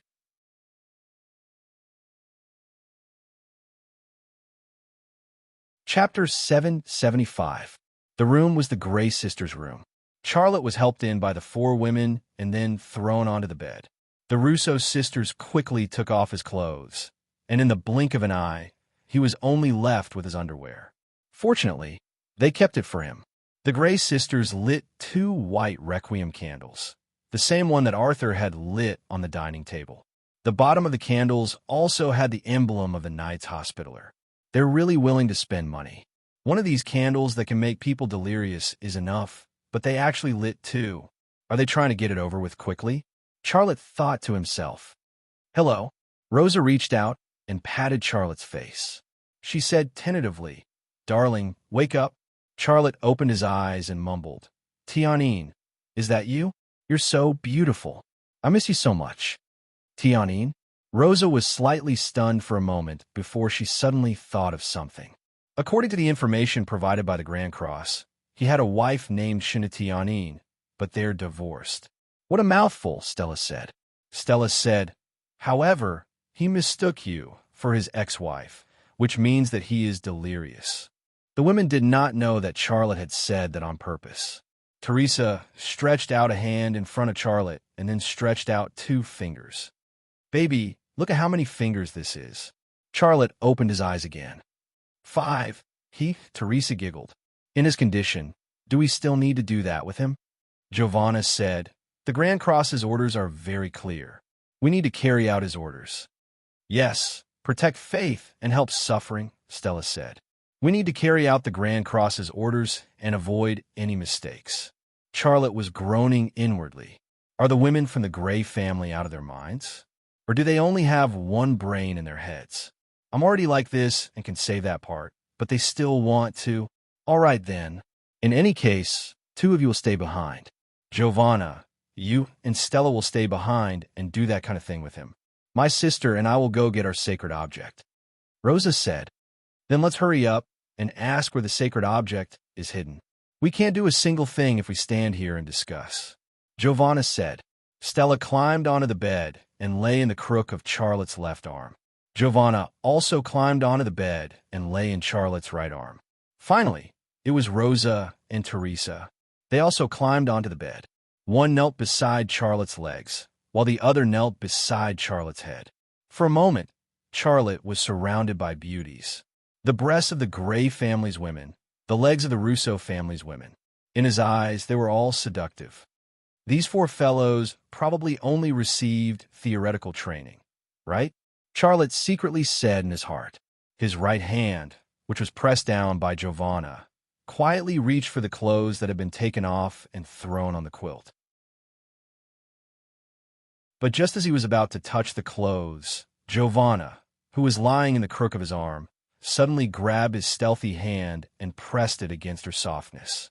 She then said in a sweet voice beside his ear, Darling, where did you put that silver medal? I put it in my room. Charlotte's voice was very muffled, but it was still barely audible. Where did you put it in your room? Stella asked from the other side. Although she didn't grab Charlotte's other hand, she had her own hand. Her hand drew circles on Charlotte's abdominal muscles, one circle after another. It was like a car driving on an overpass, turning around and looking for the intersection to go to. Charlotte's nerves tensed up. He could control his brain, but his brain couldn't control his body. His body had already reacted, and it was a clear-cut reaction. But even so, he still had to bite the bullet and continue pretending. There's a safe in my room, silver. The silver medal is in the safe. What's the password to the safe? Rosa asked excitedly. 383874. Charlotte said the password. Let's go. Rosa jumped off the bed. Teresa's movements were also very agile. She got off the bed and tidied up her wrinkled dress while saying, Giovanna, Stella, I'll leave this place to you. Buy us some more time. Rosa added, it's best if you can spy on some useful information for us. You can do it. Be careful. May the Lord bless you. The Gray sisters' voices were heard. Just as the four women were talking, Charlotte had already put his hand into his pocket and used his thumb to open the cork of a bottle of perfume. After doing this, he quietly retracted his hand. The Russo sisters quickly left the room. What's that smell? Giovanna sniffed. Yeah, it smells so good. I've never smelled such good perfume before, Stella said. Her gaze quickly shifted to Charlotte's clothes. Then, she grabbed Charlotte's clothes and found an open glass bottle in his pocket. There was still some perfume left at the bottom of the glass bottle. After Stella took the glass bottle out, the smell of perfume in the room became even stronger. The agave scent of the Requiem candle was simply not enough and was suppressed in the blink of an eye. This guy actually carries a bottle of perfume with him. Giovanna frowned. The head knight said that he's a very lecherous man. It seems that it's true. He definitely carries perfume with him to pick up girls. The head knight also said that he's the most powerful sniper in the world. He's killed at least 100 people, but look at him. He's very clean and gentle. What does he look like a killer? Giovanna looked at Charlotte strangely. Yeah, I also don't think he looks like a killer. I think he's more like a gigolo. Yeah, the kind that makes money in a nightclub. When did you go to a nightclub? I've never been there, but I know that kind of place. This world is already dirty. It needs to be purified. Let's talk about this in the future. What should we do now? Where should we start? That's it. Giovanna lay in Charlotte's arms. Stella was stunned for a moment. Then, she lay in Charlotte's arms and looked at Giovanna through Charlotte's chest. That's it. What else do you think? Giovanna looked at Stella. Stella thought for a moment. She put both her hands on Charlotte's chest and clenched her left fist. Then, she stuck the index finger of her right hand into the gap of her left fist. Giovanna said, Stella lifted her right index finger and stuck it into the gap of her fist. She stuck it in and lifted it up again like a moving piston. She said, I thought you wanted this. Don't we do this with him? Ha ha ha. Giovanna understood and laughed hysterically. Charlotte saw the conversation between the Gray sisters and Stella's hilarious and vulgar action. The thousands of words in his heart could only be condensed into one sentence. Damn it, retarded. The Gray women did not, after all, do the finger-in-fist thing with him. They just lay in his arms and chattered. The Russo sisters thought that they got a bargain, but in fact, they chose the hardest job. Sister, do you want to see that? Stella asked. Disgusting. May the Lord forgive your sins. Giovanna said, just a little. The Lord will forgive our sins. We just need to pray. Then a little. Charlotte wanted to curse in his heart. If a mistake or a crime could be forgiven just by praying, then what was the point of the law in this world? Just as his heart was in a mess, he suddenly felt his elastic band being grabbed by two soft hands, and then he was lifted up, and then there was nothing left. Is that ding-ding? So disgusting. So ugly. At this moment, Charlotte even wanted to die. Fortunately, Mary's desire finally took effect. The Gray sisters' reactions became slower and slower, and their words became more and more unreliable. It gave people a feeling that they were delirious. Finally, they closed their mouths and stared at the ceiling with dull eyes. It was time to switch from defense to offense. Charlotte pushed him out of his arms and got up. He pinched Giovanna's cheeks and then pinched Stella's cheeks. Both women's reactions were the same. They were slow, dull, and confused. Where's your home? Charlotte asked the first question. Rome, Malta Palace. Giovanna's voice. Rome, Malta Palace. Stella's voice. The Gray sisters' answers were the same, but they answered at different times. Giovanna? Stella? Charlotte then asked a few more irrelevant questions, such as who was the older sister and who was the younger sister, who was in the family, what they liked to eat, and so on. These seemingly boring questions were actually necessary. They could make the Gray sisters form a habitual thinking. After forming this habitual thinking, they would answer whatever questions he asked. After a few irrelevant questions, Charlotte cut to the chase. Why did the Knights Hospitaller regard that piece of silver metal as a holy relic? Giovanna replied, "This is the Knights Hospitaller's top secret. I don't know, but my grandfather told me a story. He said that on the day the kingdom of Jerusalem was breached, there was a miracle. A horseman of the apocalypse, riding a red horse, passed through the holy city of Jerusalem in the flames of war. No one knew who he was fighting against, and mortals couldn't see it. The horseman of the apocalypse, riding the red horse, lost his silver armor. Since then, war has engulfed Jerusalem for thousands of years. If the silver armor is returned, the horseman of the apocalypse riding the red horse will rebuild the holy kingdom in Jerusalem." Stella's answer was more or less the same. Information related to the horsemen of the apocalypse appeared in Charlotte's mind. In the Bible, there were 4 horsemen of the apocalypse. The white horse represented the plague. He carried a bow, an arrow, symbolizing conquest. The red horse represented carnage, carrying a sword, symbolizing war. The black horse represented famine. He carried a scale, symbolizing famine and plague. The green horse represented death. He carried the underworld, symbolizing death. Giovanna and Stella had both mentioned the massacre on the red horse, and the story brought back endless associations for him. A horseman of the apocalypse riding a red horse? This was a mythical story in the Bible. That era was a crazy religious era, so the credibility of such a story was extremely low.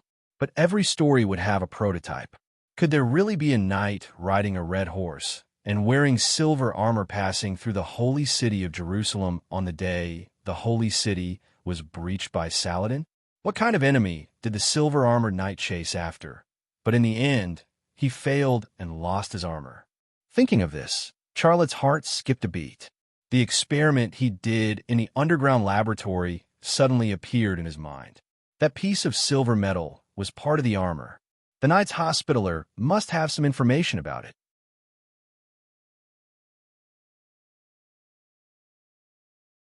Chapter 776. For the Knights Hospitaller, the greatest pain was losing their territory.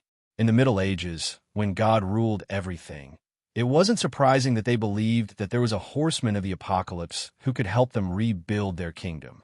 But in the modern era, perhaps even the Knights Hospitaller themselves didn't believe that there was a horseman of the apocalypse who rode a red horse in this world.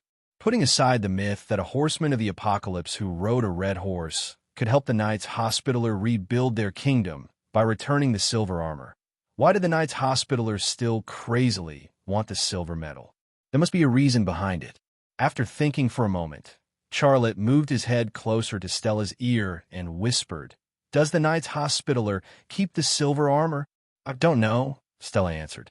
Charlotte then moved closer to Giovanna's ear and whispered, "Do you know where the silver armor is?" "I don't know," Giovanna answered. Charlotte wasn't surprised by the Gray sisters' answers. Giovanna and Stella were given to him by the Knights Hospitaller. To the Knights Hospitaller, they were goods and property. Their rank was far from enough to know such a secret.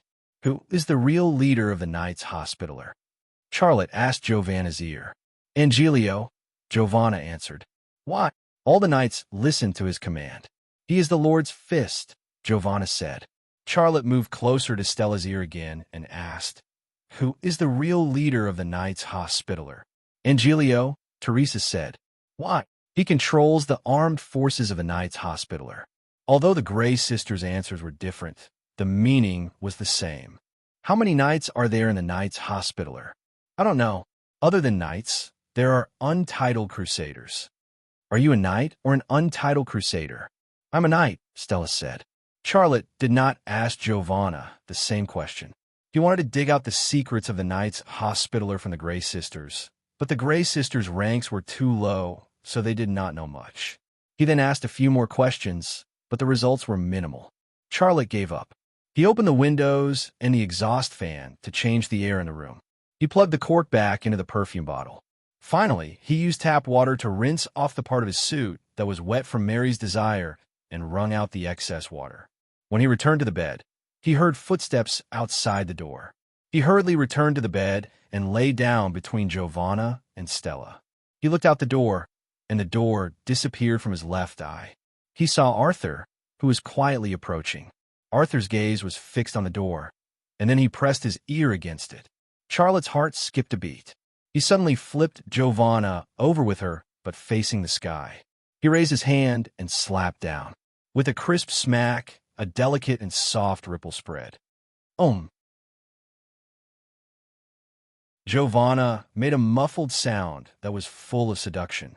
Charlotte's slaps fell one after another, and the smacking sound echoed in the room.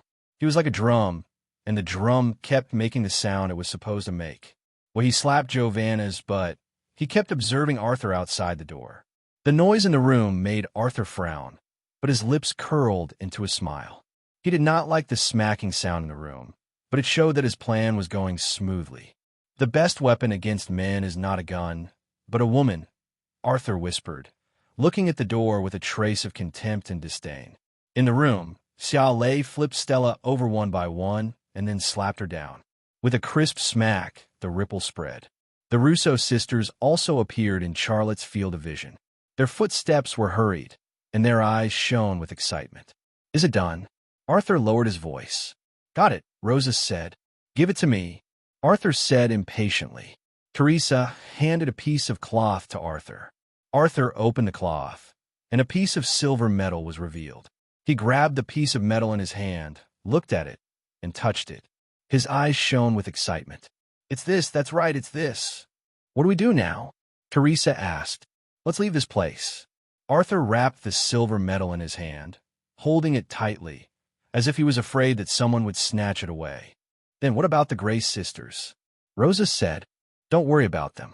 This is the fate that the Lord has arranged for them. They will understand. It is their honor to sacrifice themselves for the Lord." Arthur turned and left. The Russo sisters looked at each other and hesitated for a second. Then they followed Arthur and left. In the room, Charlotte jumped off the bed and quickly put on his clothes and shoes before leaving the room. Arthur and the Russo sisters didn't even bother with their luggage and headed straight for the door.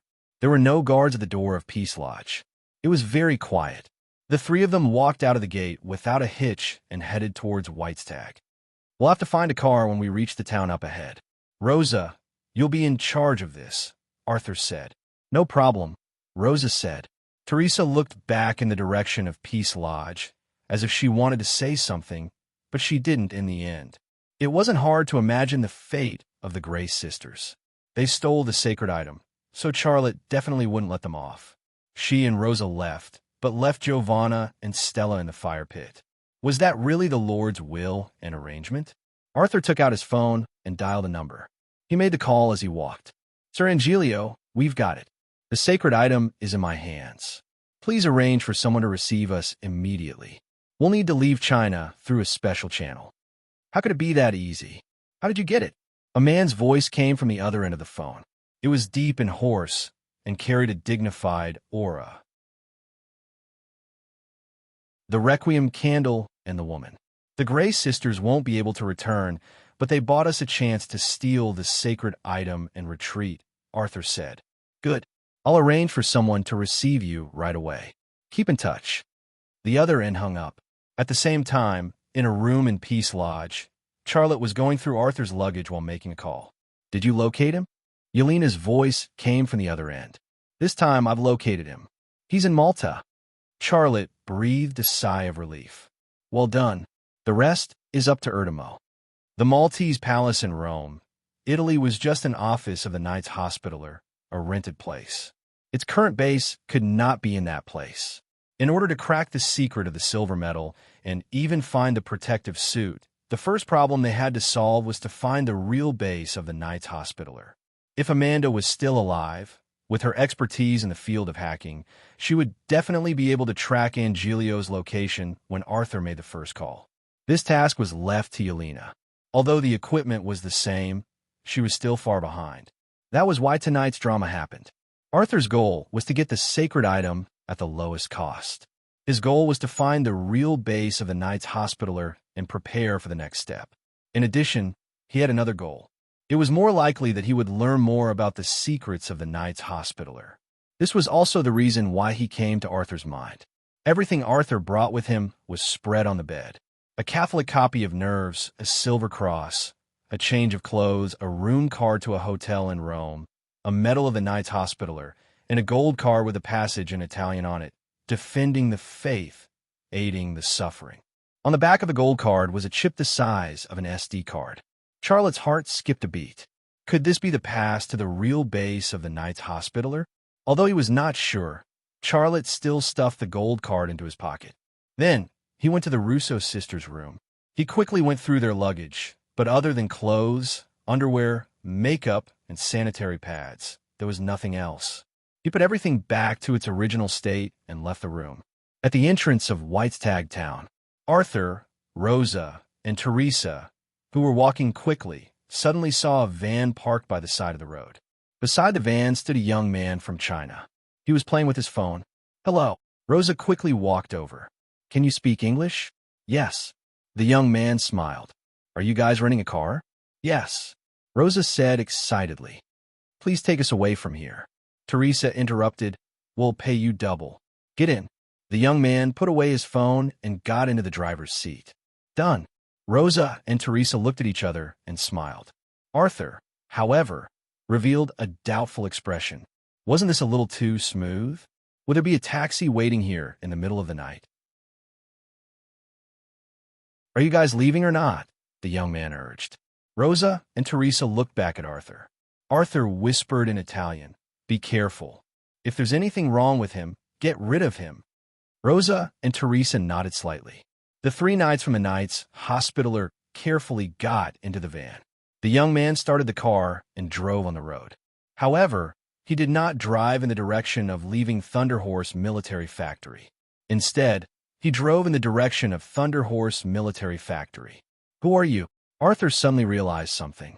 Rosa suddenly stood up from her seat and reached out to grab the young man's neck. The young man suddenly turned his head, opened his mouth, and spat out a needle. There was actually a small metal tube hidden in his mouth. Rosa, who had reached out to grab the young man, was struck by a needle on her neck before she could react. She did not expect the young man to have such a hidden weapon hidden in his mouth. Pooh! Pooh! In an instant, two more needles shot out from the young man's mouth at an extremely fast speed. One of the two needles was stuck in Teresa's neck, while the other was stuck in Arthur's forehead. "You are Xia." Before he could finish his sentence, Arthur's vision turned black, and he fell down onto his seat. Before him, the Russo family's sisters had long fallen unconscious. The van soon arrived at the entrance of Peace Residence. The door was wide open, and Charlotte stood behind the door with a smile on his face. The mantis stalks the cicada, unaware of the oriole behind, and he was the one who raised the birds.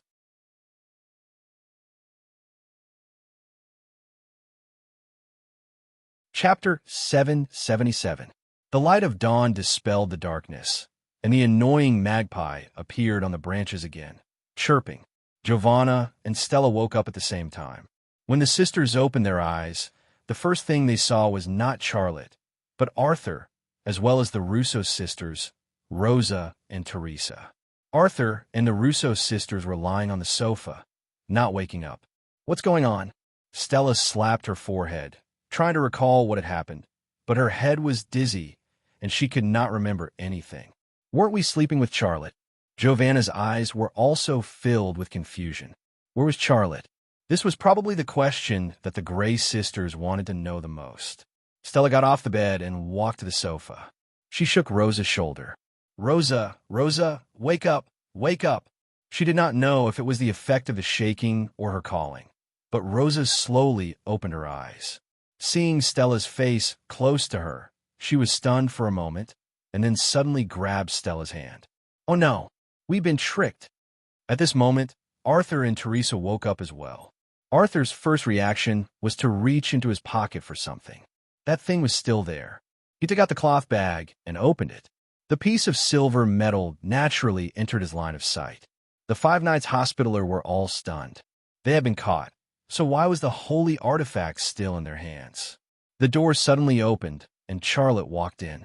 In his hand was a plate covered with a red silk cloth, but it was unknown what was under the cloth.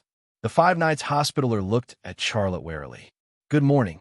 With a smile on his face, Charlotte greeted them in a friendly manner and then said, "Did you have a party here last night?" No one left him. Giovanna's gaze quickly swept over the bedside table and the coffee table, as if looking for something like a fruit knife or a pair of scissors. However, there was nothing. Charlotte placed the plate on the coffee table and sat across from Arthur. Stella quietly moved behind Charlotte. Charlotte said indifferently, "Miss Stella, I advise you not to move. I'm still being polite to you because we're not enemies. But if you grab my neck and try to strangle me, then we are enemies." Stella immediately stopped in her tracks. Arthur put the cloth bag into his pocket. He did not understand why Charlotte would leave the relic on him, but he subconsciously wanted to hide it. Charlotte smiled. "Mr. Arthur, there's no need to hide anymore. I saw it all." However, Arthur still put the cloth bag into his pocket. "What do you want?" "Continue the negotiations. I'm still waiting for the results of the Knights Hospitaller's meeting before we continue the negotiations," Charlotte said. Arthur's face was gloomy, and he did not say a word. Charlotte smiled. "Don't tell me you think that you don't need to talk to me anymore since you've got the relic." At this point, he suddenly grabbed the red silk cloth covering the plate and lifted it. The 5 people from the Knights Hospitaller were dumbfounded. There were 4 pieces of silver metal on the plate under the red silk cloth, exactly the same as the one on Arthur's body. "Didn't you come here for this? Why did you have to drug me and then steal it? I'll give each of you one." Charlotte grabbed a piece and threw it to Giovanna. Giovanna reached out and caught it. The remaining 3 pieces also flew to Rosa, Christina, and Teresa. Each woman received a piece of the relic. Was this a great gift of relic? The 4 women each held a piece of silver metal and looked at each other, not knowing what to do. "You tricked us." Arthur could not bear it anymore. He stood up with a fierce expression. Charlotte said indifferently, "Tricked you? So what if I tricked you? You should be grateful that I didn't drag you to the back of the mountain and bury you alive." Arthur took out the silver medal from his pocket and said angrily, "You knew that my people would steal it, but you actually put a fake one in. Ha ha ha." Charlotte could not help but laugh. "What kind of logic is that? I knew that you would send people to steal it, so why would I put the real one in the safe? I can be very shameless sometimes, but I found that compared to you, I'm still a long way off." Arthur fiercely smashed the silver medal in his hand on the ground. He called Angelio and said that he had gotten the relic, but now it seemed that it was a prank. He did not know how to explain it to Angelio, but he knew that he would become a joke within the Knights Hospitaller. "Mr. Arthur, don't forget that I make arms. My factory has the best equipment in the world. I can make as many of these relics as you want, but if you want the real one, then you have to agree to my conditions," Charlotte said. Arthur was silent for a moment. "I want to take a look at the real one. Then I will contact Mr. Angelio and explain the situation to him." Charlotte reached into his pocket and took out a piece of silver metal. He put it on the plate. Arthur then came up and reached out to grab the silver metal. He grabbed it but could not pick it up. At that moment, Charlotte's hand fell and grabbed his wrist. The Gray and Russo sisters suddenly rushed towards Charlotte. "Stop!" Arthur shouted coldly. Cold sweat broke out on his forehead, not for anything else, but because Charlotte's hand that grabbed his wrist was like an iron pincer.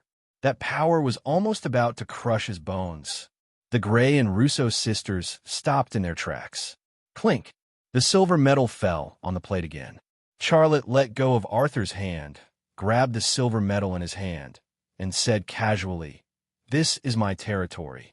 The FA organization and the CIA dare not come here to attack me. I don't know where your courage and confidence come from. Putting that aside, even if you want to rob me, you should send at least 100 or 200 masters. Just the 5 of you, my men, can take care of you." Arthur's eyes were fixed on the silver medal in Charlotte's hand, and his eyes were full of excitement. "It is your relic. I can copy its shape, but I can't copy its material. I think you should be very clear about this, right?" Charlotte put the silver medal back into his pocket. Arthur came back to his senses. "Yes, it is real. What basis do you use to judge it?" Charlotte said, "Have you seen such a medal?" Arthur said, "Mr. Xia, thank you for your mercy, but please don't try to trick me. I'll call Mr. Angelio right now and tell him what happened here." "Go ahead," said Charlotte. Arthur didn't make the call in the room. Instead, he left the room and went outside to make the call. Charlotte turned back and was about to activate the X-ray ability of his left eye, but Giovanna blocked his way. What he saw was Giovanna's waist that was as small as a 4-paper and her chest that was as straight as a cannonball. His left eye couldn't help but twitch a little. A beautiful white scenery and a small piece of golden scenery immediately entered his vision. It was so close that he was stimulated. Charlotte frowned. "What are you doing? What happened last night? What do you mean, what's going on?" Xiale got up and took a step to the side. Stella suddenly moved sideways again, blocking his line of sight. "Last night, we and you..." Stella gathered her courage. "Did we have that kind of relationship?" Without any surprise, she entered Charlotte's line of sight. The cloth on her body instantly melted like frost under the sun. They had the same soft A4 paper waist and the same straight cannonball breasts. What was even more amazing was that the Gray sisters not only looked the same, but also had the same figure. If such twin sisters slept in the same bed, would they call each other by the wrong name? Charlotte couldn't help but think of such an absurd idea. This is very important to me. "Please tell us," said Giovanna with a pleading tone. Charlotte had a headache. "No, nothing happened between us. If you don't believe me, you can check it yourself." Giovanna and Stella looked at each other, and both of them heaved a sigh of relief. Charlotte also looked at the door. At this time, Arthur had already ended the call and walked in. He said directly, "Mr. Xia, I'm sorry, but we can't meet your conditions." "Well, that's a pity." Charlotte shrugged. "Then you can go. We won't negotiate anymore." "Wait," Arthur said. "What Mr. Angelo means is that we can't do it alone. We need you to provide us with resources." "Is it money?" Arthur nodded. "Yes, we need money to hire mercenaries and armed forces. In this way, we can meet your conditions." Charlotte said, "Pay people to do things. I have money. I can hire killers, mercenaries, and even armed forces to do things for me at any time. Why should I give you holy relics?" Arthur smiled. "Haha, Mr. Xia. Do you think I don't know what you're thinking? You're a legitimate businessman. If you pay killers, mercenaries, and even illegal armed forces, it will bring you trouble. You don't want to get into trouble, and you don't want to get in touch with those people. Besides, those people are not good people. Even if you pay them, they may not work for you, let alone deal with the FA organization. They won't be stupid enough to do something that can make money, but they won't be alive to spend it, right? But we're different. We've existed in this world for 1,000 years, and we have our own ways to deal with those people. I think that's why you asked us to do this, right?" This was indeed Charlotte's real thoughts. If there was an organization in this world that could kill the FA organization by accepting money, he would have contacted them instead of the Knights Hospitaller. "How much do you want?" $100 million. Charlotte smiled. "Do you think I'm a money-printing machine?" 50 million USD, not a cent more. "Deal," Arthur said. "However, we need a batch of weapons made by Rema Group. XL 2500 sniper rifles, Gale assault rifles, and Hellhound artillery." Xiaolei furrowed his brows. Arthur then said, "Don't get me wrong. We're not taking the opportunity to ask for your supplies, but once the war starts, we must kill the FA organization. We don't want to leave any trouble behind. Your weapons are the most advanced weapons in the world. If our people can be equipped with your weapons, our chances of winning will be greater." "Okay, I promise you." After a pause, Charlotte added, "But how do I know that you won't take my money and not work for me?" "Don't worry. We promise you with the honor of the Knights Hospitaller. In addition, I will also keep 4 hostages." Arthur pointed to the women of the Gray family and the Russo family. "They will stay here as hostages until we finish the deal." Charlotte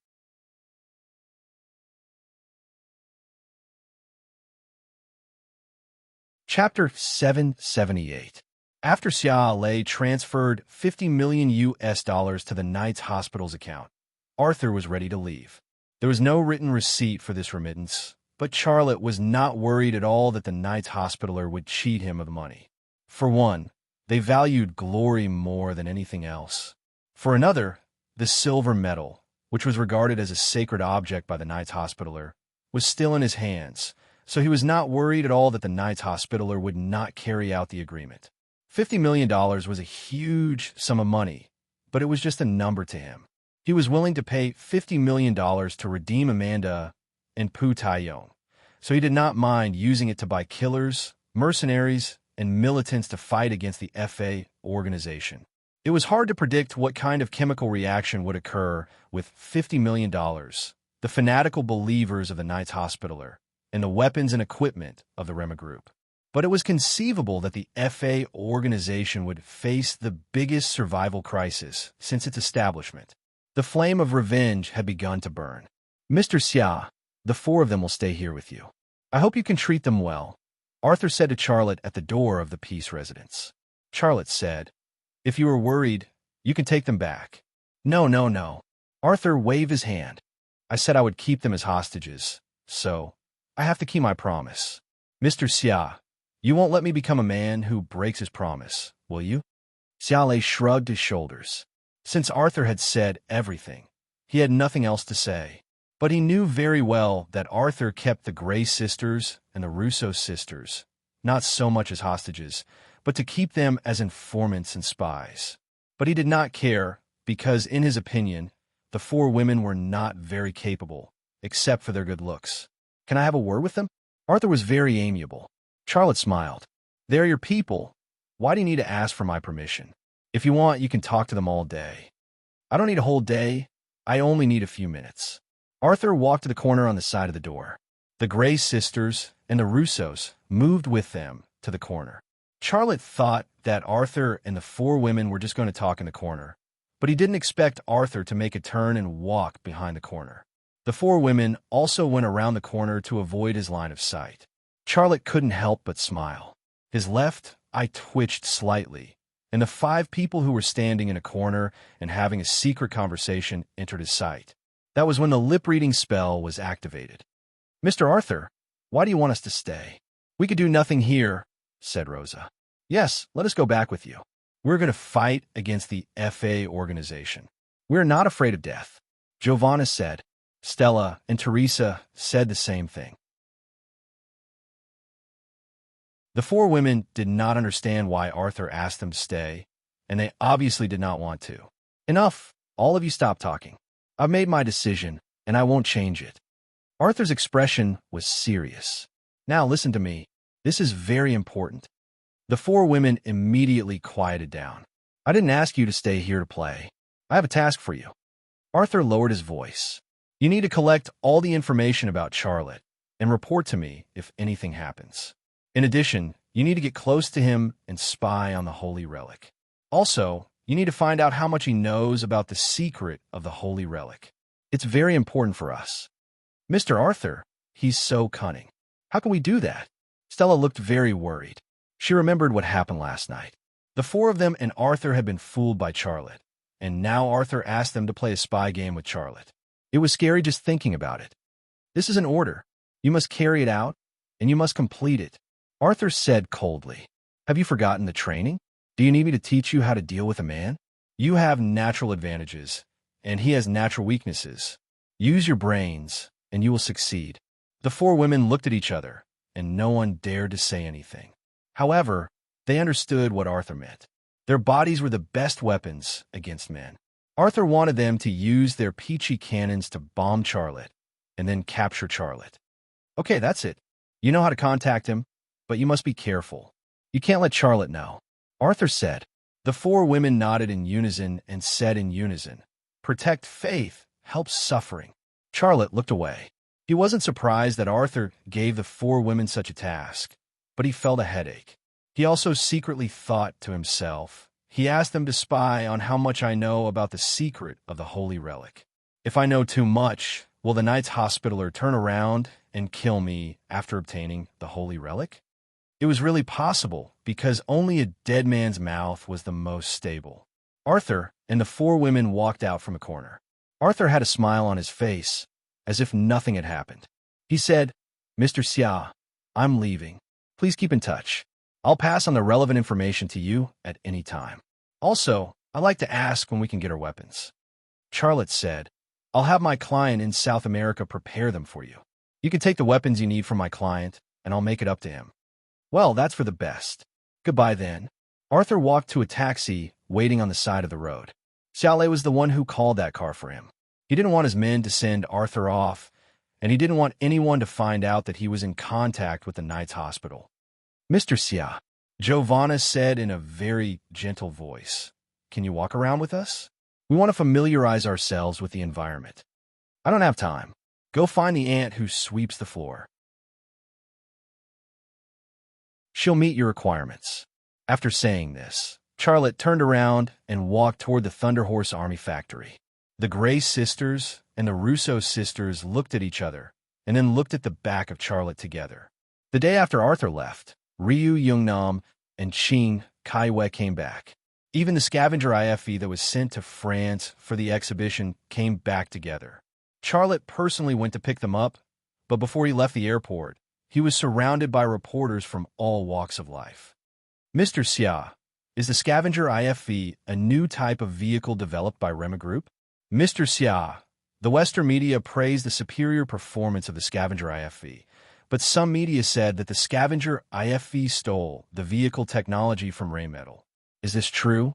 "Mr. Xia, can this kind of vehicle be mass-produced?"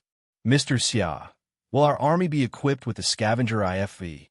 "Mr. Xia, why was the scavenger IFE exhibited abroad first, instead of domestically?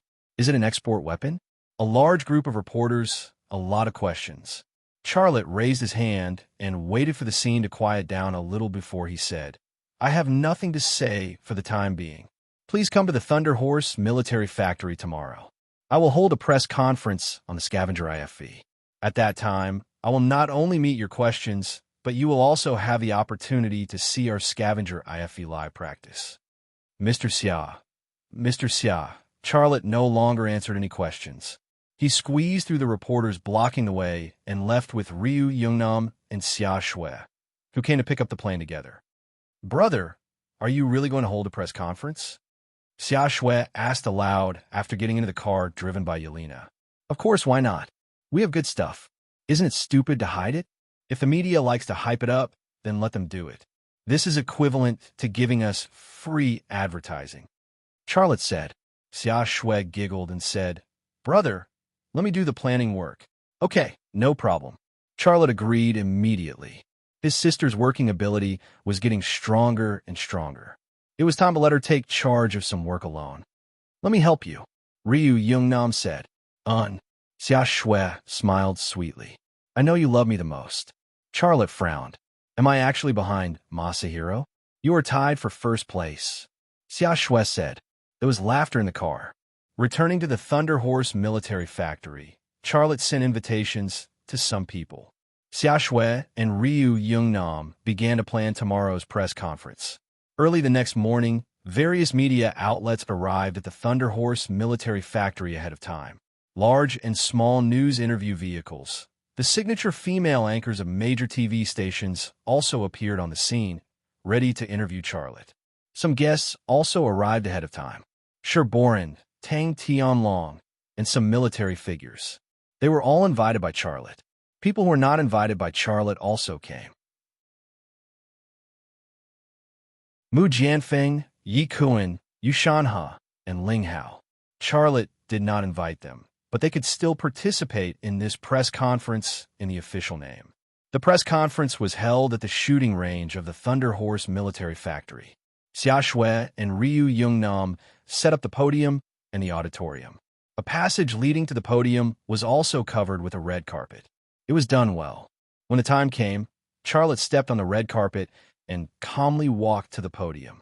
He did not invite any leaders to give a speech. As soon as he came on stage, he introduced the information related to the scavenger infantry fighting vehicle and future production plans. Various reporters rushed to ask questions, and he also responded easily without the slightest sign of stage fright. Standing on the podium, he did not look like an entrepreneur, but more like a politician. His aura was very strong. Why doesn't he die? Mu Jianfeng looked at Charlotte, who was standing on the podium and speaking with confidence. His face was gloomy and terrible.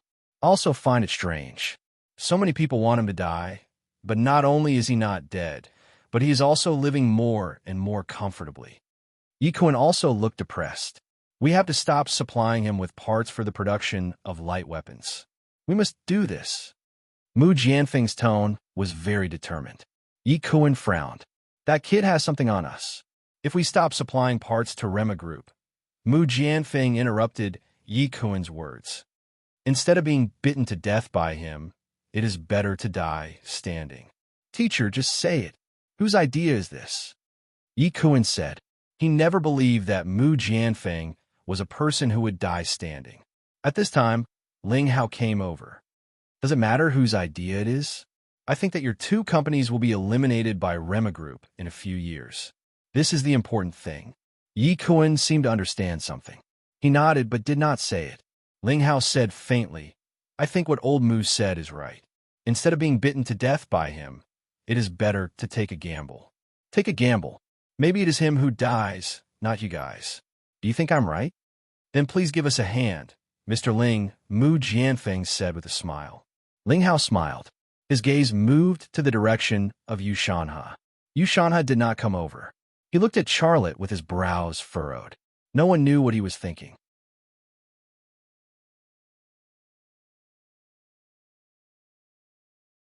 Chapter 779. Boom! With an explosion, the fixed target 3,000 meters away was blown to pieces by the fixed Hellhound cannon. It was a target made of cement and stone. It was very strong, but it couldn't withstand a shot from the scavenger IFE.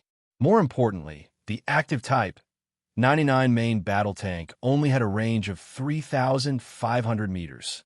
After destroying the target, the scavenger IFE moved quickly. It was very fast, and it didn't feel like a cumbersome IFE, but a large off-road vehicle. Whoosh! A target flew toward the scavenger IFE. Its flying speed was comparable to the American Javelin anti-tank missile. However, when it was 50 meters away from the scavenger IFE, the scavenger IFE's defense system suddenly reacted and quickly fired an interference shell. Boom! There was another explosion, and the target was shot down. It was already very good for an IFE's defense system to reach this level. In fact, even the most advanced tank defense system in Europe and the United States might not be able to reach this level. The series of maneuvers left the audience dumbfounded and their blood boiling. In the shooting range, the cheers never stopped. The eyes of several military representatives lit up, and they weren't stingy with their words of praise. After the maneuver, they followed Sherboran to Charlotte, and they weren't stingy with their words of praise. Xiaolei was very polite when socializing with them. Kid, are you building a tank or an IFE? Sherboran's voice was very loud, and he patted Charlotte's shoulder heavily as he spoke. Charlotte was used to this way of greeting, and he said with a smile, Isn't it obvious at a glance? It's an IFE, not a tank. However, if it's a tank on the battlefield, our IFE operators won't be afraid. What's there to be afraid of?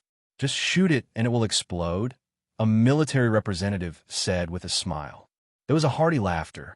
Not far away, Yu Shanha and Ling Hao didn't say a word, and they looked at Charlotte and several military representatives with gloomy faces. Old Yu, why are you standing so far away? Come over and have a chat, a military representative said. Yu Shanha walked over. Ling Hao hesitated for a moment, but in the end he did not go over. Old Yu, you've seen the Rema Group's scavenger IFE. I want to talk about how good it is. I only have one question. When will our army be equipped with this IFE? As soon as Yu Shanha went over, the military representative who asked him to go over for a chat asked him directly. Yu Shanha said with a fake smile, Shenzhou Industrial Group hasn't completed our order yet. Let's wait for Shenzhou Industrial Group to complete their order first. Changing a large piece of equipment like a tank isn't like changing a pistol or something. You'll have to go through several hearings before you can do it.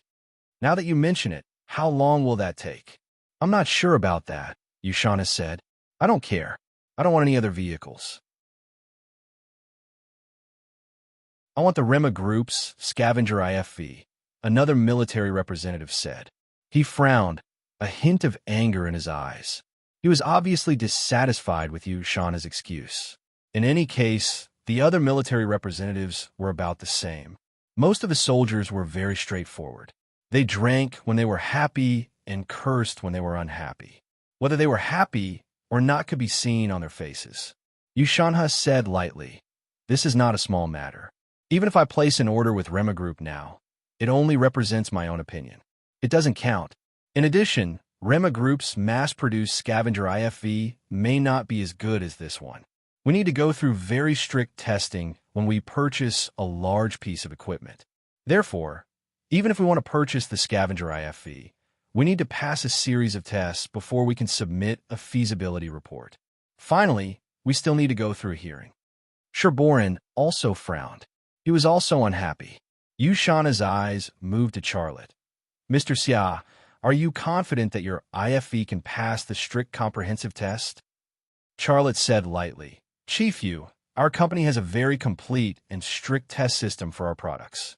If the Scavenger IFV can pass our company's internal test, it can pass the test of any country in the world.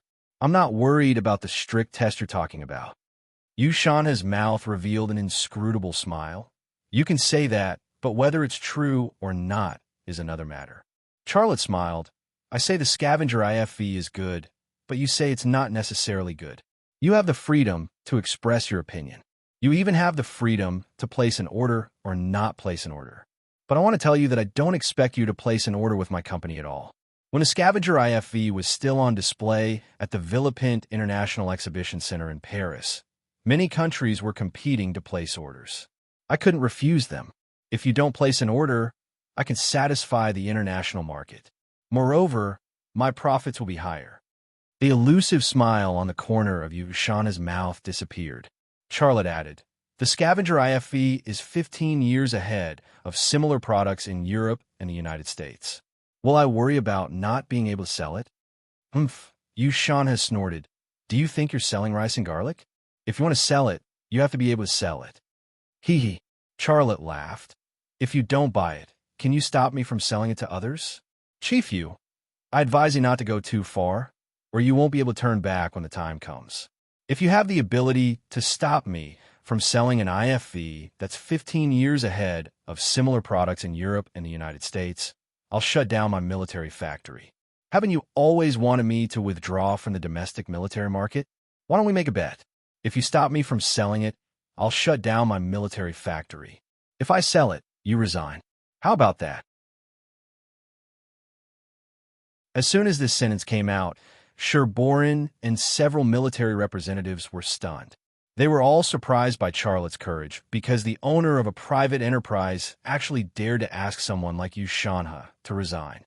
"How dare you?" Yushana was furious. Charlotte didn't panic.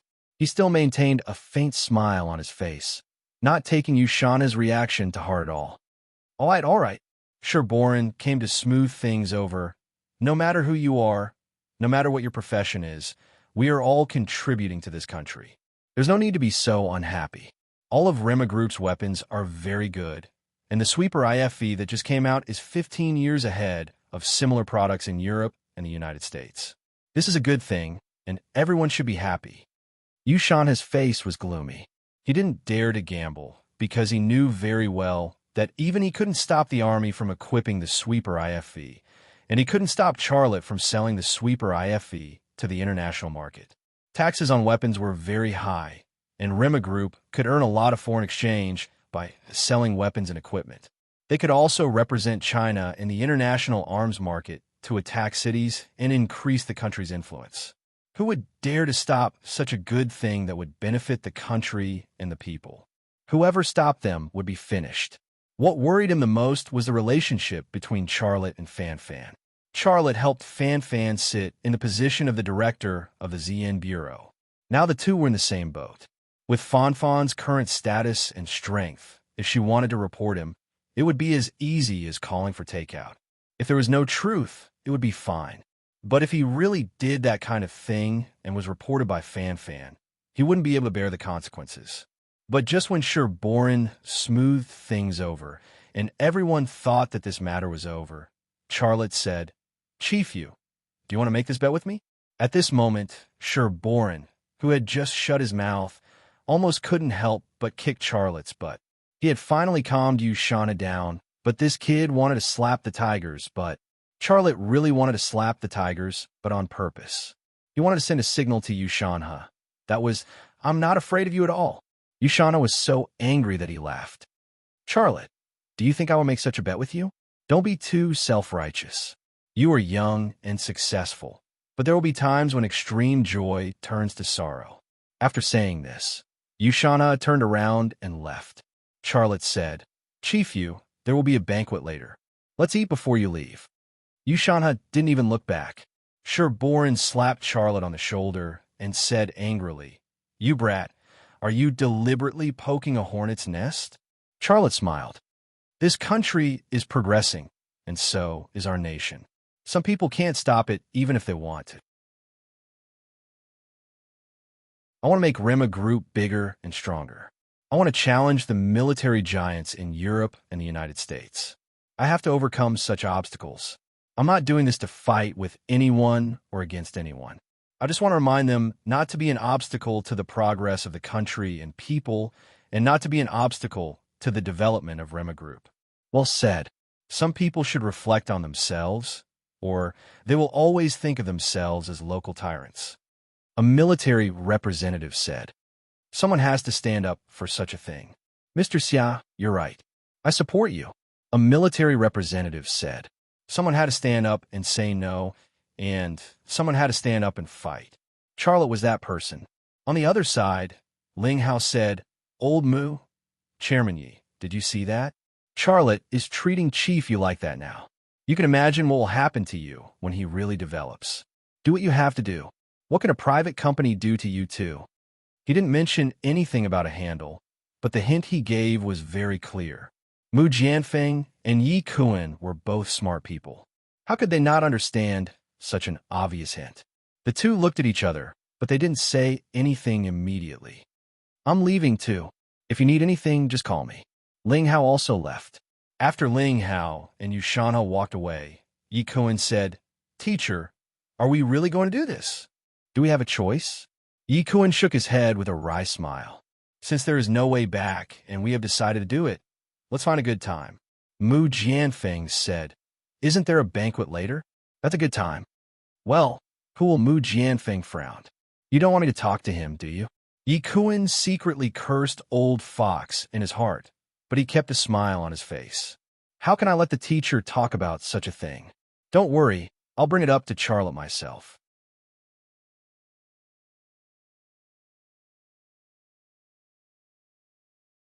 Chapter 780. The banquet was held in the former hotel in Jingdu. There were dozens of tables.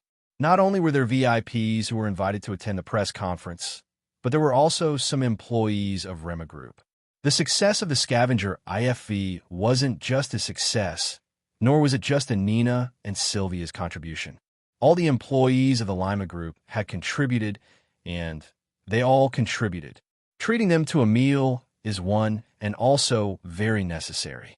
Of course, not all employees could attend this banquet. Now, there were thousands of employees at the Rema military factory in Jingdu. They couldn't all come to the hotel for the banquet. Haizhu Base and Shu Base were thousands of kilometers apart. It was obviously unrealistic for them to attend this banquet. However, he also considered it. He called Guan Lingshan and Zhou Xiaohong and asked them to entertain the employees at their respective bases and give them bonuses. Today was a festival for all Rema people. Charlotte accompanied Boren and several military representatives to the former hotel. Xia Shui, who was standing at the door, greeted them quickly and greeted them sweetly. "Hello, Uncle Sure, hello, uncles." Boren smiled. "Not bad, Charlotte. If only you were as obedient as your sister." Several military representatives were also amused by this sentence. If Charlotte was as obedient as Xia Shui, then the sun would probably rise from the west. "Do you want to say something to me?" Charlotte said. No one knew his sister better than him. Xia Shui nodded. She wanted to say something, but it was inconvenient. Old sure, let's go in first. A military representative said. Okay, let's go in first. Charlotte, you have a few drinks with us later. Sherborne said. Definitely. Charlotte said. Sherborne and several military representatives entered the hotel. Xia Shui said, Brother, I'm sorry. Charlotte was stunned.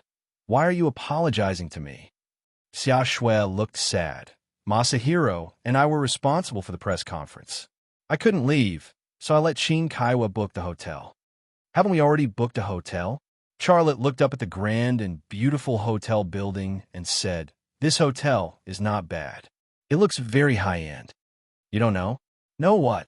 Xia Shui reached out and patted on Charlotte's shoulder. Brother, this hotel is sister-in-law's? No, former sister-in-law's hotel. Charlotte, Xia Shui said, Brother, don't blame me. Your secretary booked the hotel.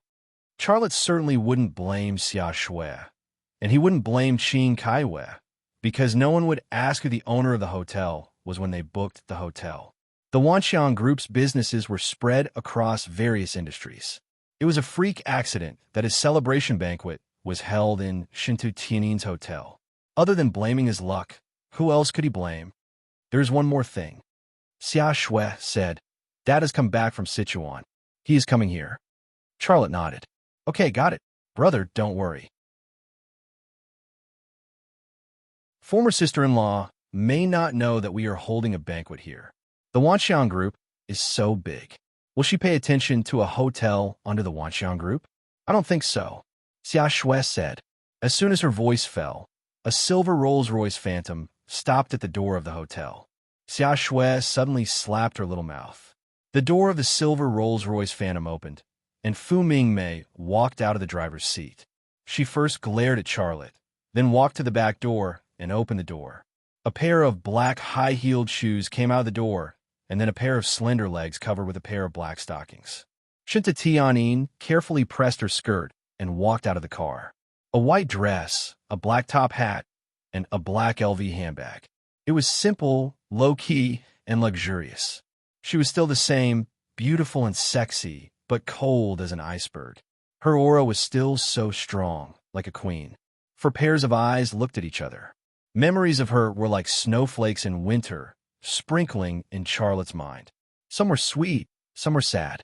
Charlotte braced himself and greeted her with a smile. Tianin, how are you recently? A simple greeting, but it was filled with concern and warmth.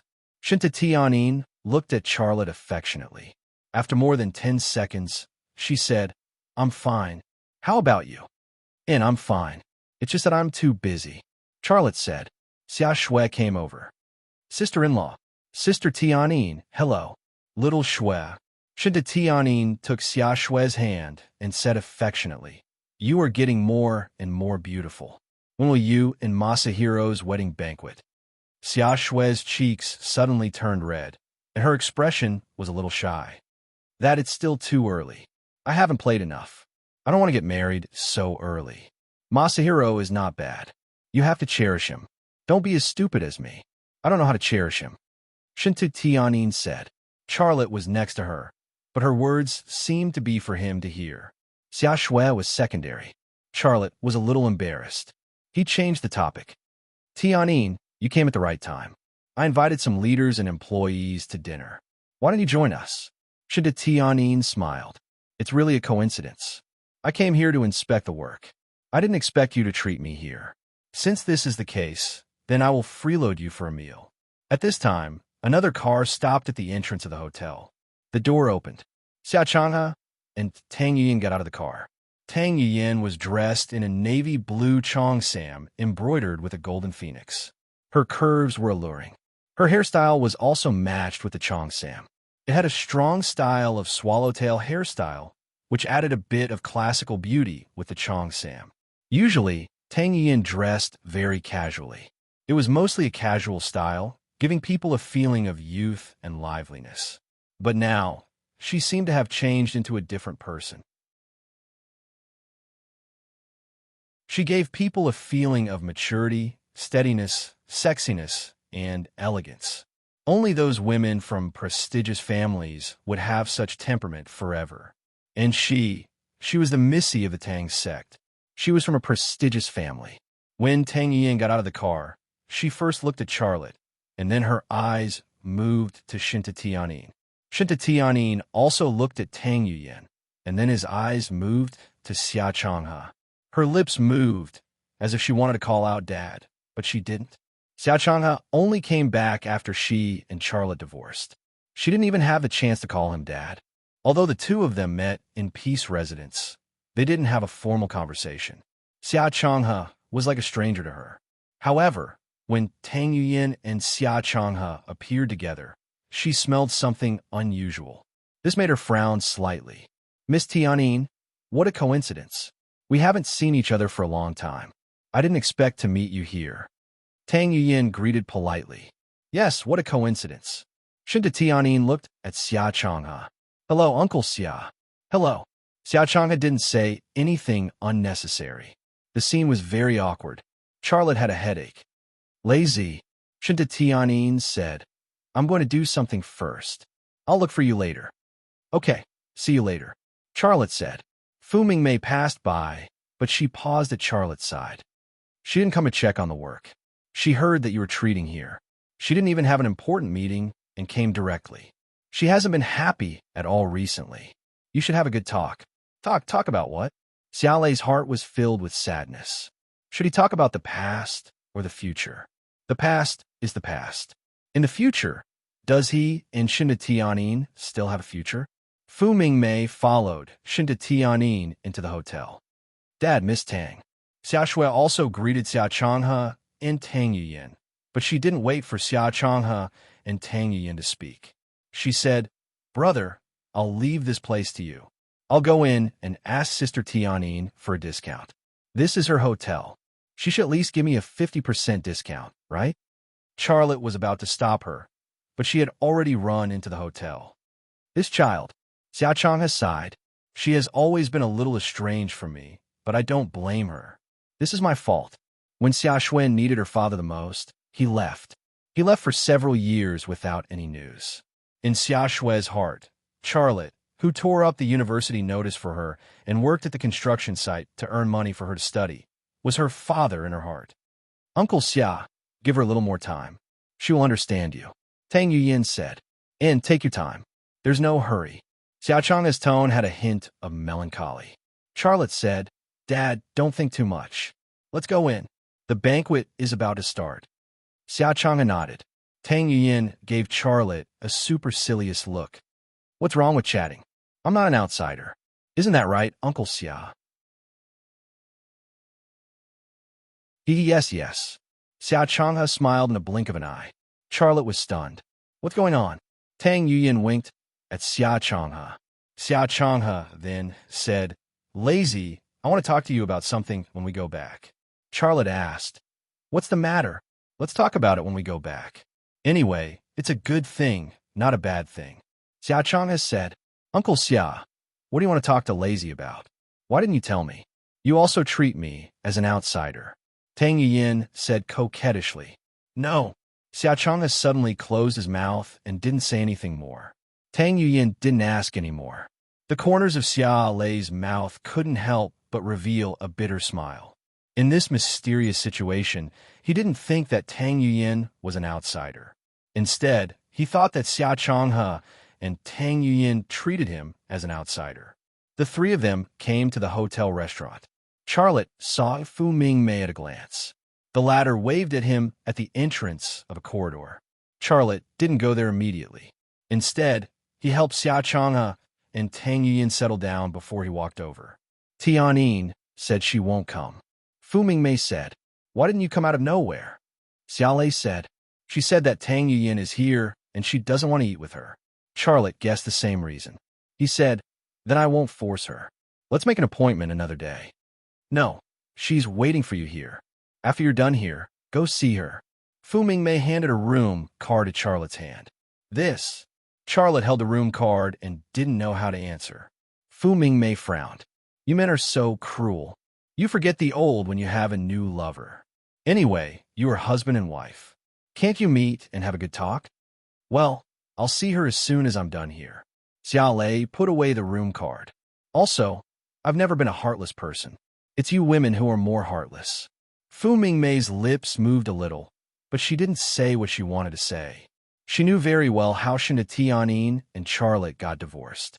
Charlotte asked Shinda Tianyin to give up the Wanxiang group and build Rema Group with him.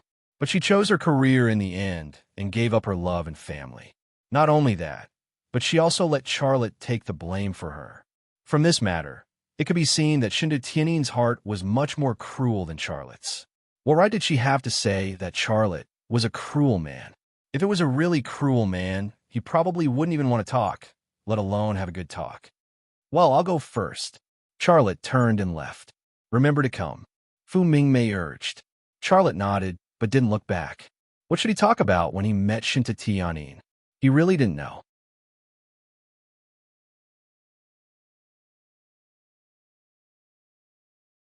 Chapter 781. As the banquet continued, Charlotte accompanied Sherborin and a few military representatives for a few drinks. A waiter walked over and whispered into Charlotte's ear, "Mr. Xia, a gentleman asked me to bring you a message. He wants to talk to you." Did he say who he was? Charlotte asked. He said his surname is Yi. The hotel waiter pointed in a direction for Charlotte. "He's at that table." Charlotte looked in the direction he was pointing and saw Yi Kuan at a glance. He was curious why Yi Kuan was looking for him, but his expression did not change as he said, "I got it." The hotel waiter did not leave. He said, "Mr. Yi said he has something important to talk to you about. If you don't go, you'll regret it." Charlotte frowned. This hotel waiter was pestering him. Obviously, he had received a tip from Yi Kuan, but just as he was about to say something to get the waiter to leave, he saw Yi Kuan leave the table and walk towards the entrance of the restaurant. He thought to himself, Yi Kuan asked someone to come and talk to me about something, but he left. What was he playing at? "Enjoy your meal. I'll go take a look." Charlotte left the table and walked towards the other exit of the restaurant. Walking out of the restaurant, Charlotte saw Yi Kuan walk into the stairwell. What the hell is this guy doing? Charlotte followed. After entering the stairwell, he climbed up one floor and saw Yi Kuan. Yi Kuan was waiting for him at the corner of the stairwell. "Chairman Xia." Yi Kuan greeted him with a smile. "I thought you wouldn't come. I didn't expect you to come." Charlotte said, "You, Chairman Yi, asked me to talk to you. How can I not give you face?" "Chairman Xia, you are now a world-famous person. You're also a big shot in the eyes of the higher-ups. What am I in your eyes? Don't be so polite with me. If you have something to say, just say it. I'm really not used to talking in this kind of place. If someone saw us, they would think that I'm discussing something bad with you." Charlotte said, Chairman Xia, am I the kind of person who only does bad things in your mind? Chairman Yi, if you're here to talk about whether you're a good person or a bad person, then forgive me for not keeping you company." Charlotte turned around to leave. "Wait." Yi Kuan smiled bitterly. "Someone wants Shinzhou Industry Group and Hanwu Weapon Company to stop producing and supplying weapon components to Rema Group." Charlotte stopped in his tracks and turned to look at Yi Kuan. "When did this happen?" "It's today." Charlotte was silent for a moment before saying, "You probably didn't ask me to come here just to tell me this news, right? I can't hide anything from you." Yi Kuan looked up and down. After making sure there was no one around, he said, "Chairman Xia, do you know whose idea this is?" "Of course I know. Even if you don't say it, I can guess." Charlotte looked straight into Yi Kuan's eyes. "But I can't guess your thoughts, Chairman Yi. I've had enough." "What do you mean?" Yi Kuan lowered his voice. "You have something on me and Mu Jianfeng. Those things can destroy me, but they still want me to do it. Even a matter of opening my mouth is on me. Isn't it obvious that they want to use me as cannon fodder? I don't want to be cannon fodder." This was the reason why Yi Kuan asked him to come to this place to talk. Charlotte was very surprised. "Chairman Xia, I, Yi Kuan, am not a dog on a leash. I'm not an idiot cannon fodder that has to die just because they want me to. As long as you help me, I'll be your friend." Even what? "Become your man," Yi Kuan said. Charlotte was stunned for a moment. "Chairman Yi, I don't know what you're playing, but aren't you afraid that I'll tell Mu Jianfeng or Ling Hao? If I dare to say this, I'm not afraid that you'll say it." Yi Kuan said, I know very well what kind of person you are, Charlotte. You will never tell this to Mu Jianfeng or Ling Hao. Why are you so sure? We're not friends. Because you need me. We weren't friends before, but we can be friends now. Do you think I'll believe you? I don't need you to believe me. I just need you to know that you need me. I can bring you tangible benefits. That's enough. Charlotte was silent. He really needed Yi Kuan. The Thunder Horse Army factory had expanded twice. The speed of production increase was not slow, but it was still far from enough. It could not satisfy the hungry market at all. If it wasn't for the fact that Divine Land Industry Group and Hanwoo Weapons Company had become Rema Group's parts OEM factory, the Thunder Horse Army factory would not have developed to its current scale. Now that Divine Land Industry Group and Hanwoo Weapons Company wanted to stop supplying parts to the Thunder Horse Army factory, it would inevitably affect the production of the Thunder Horse Army factory.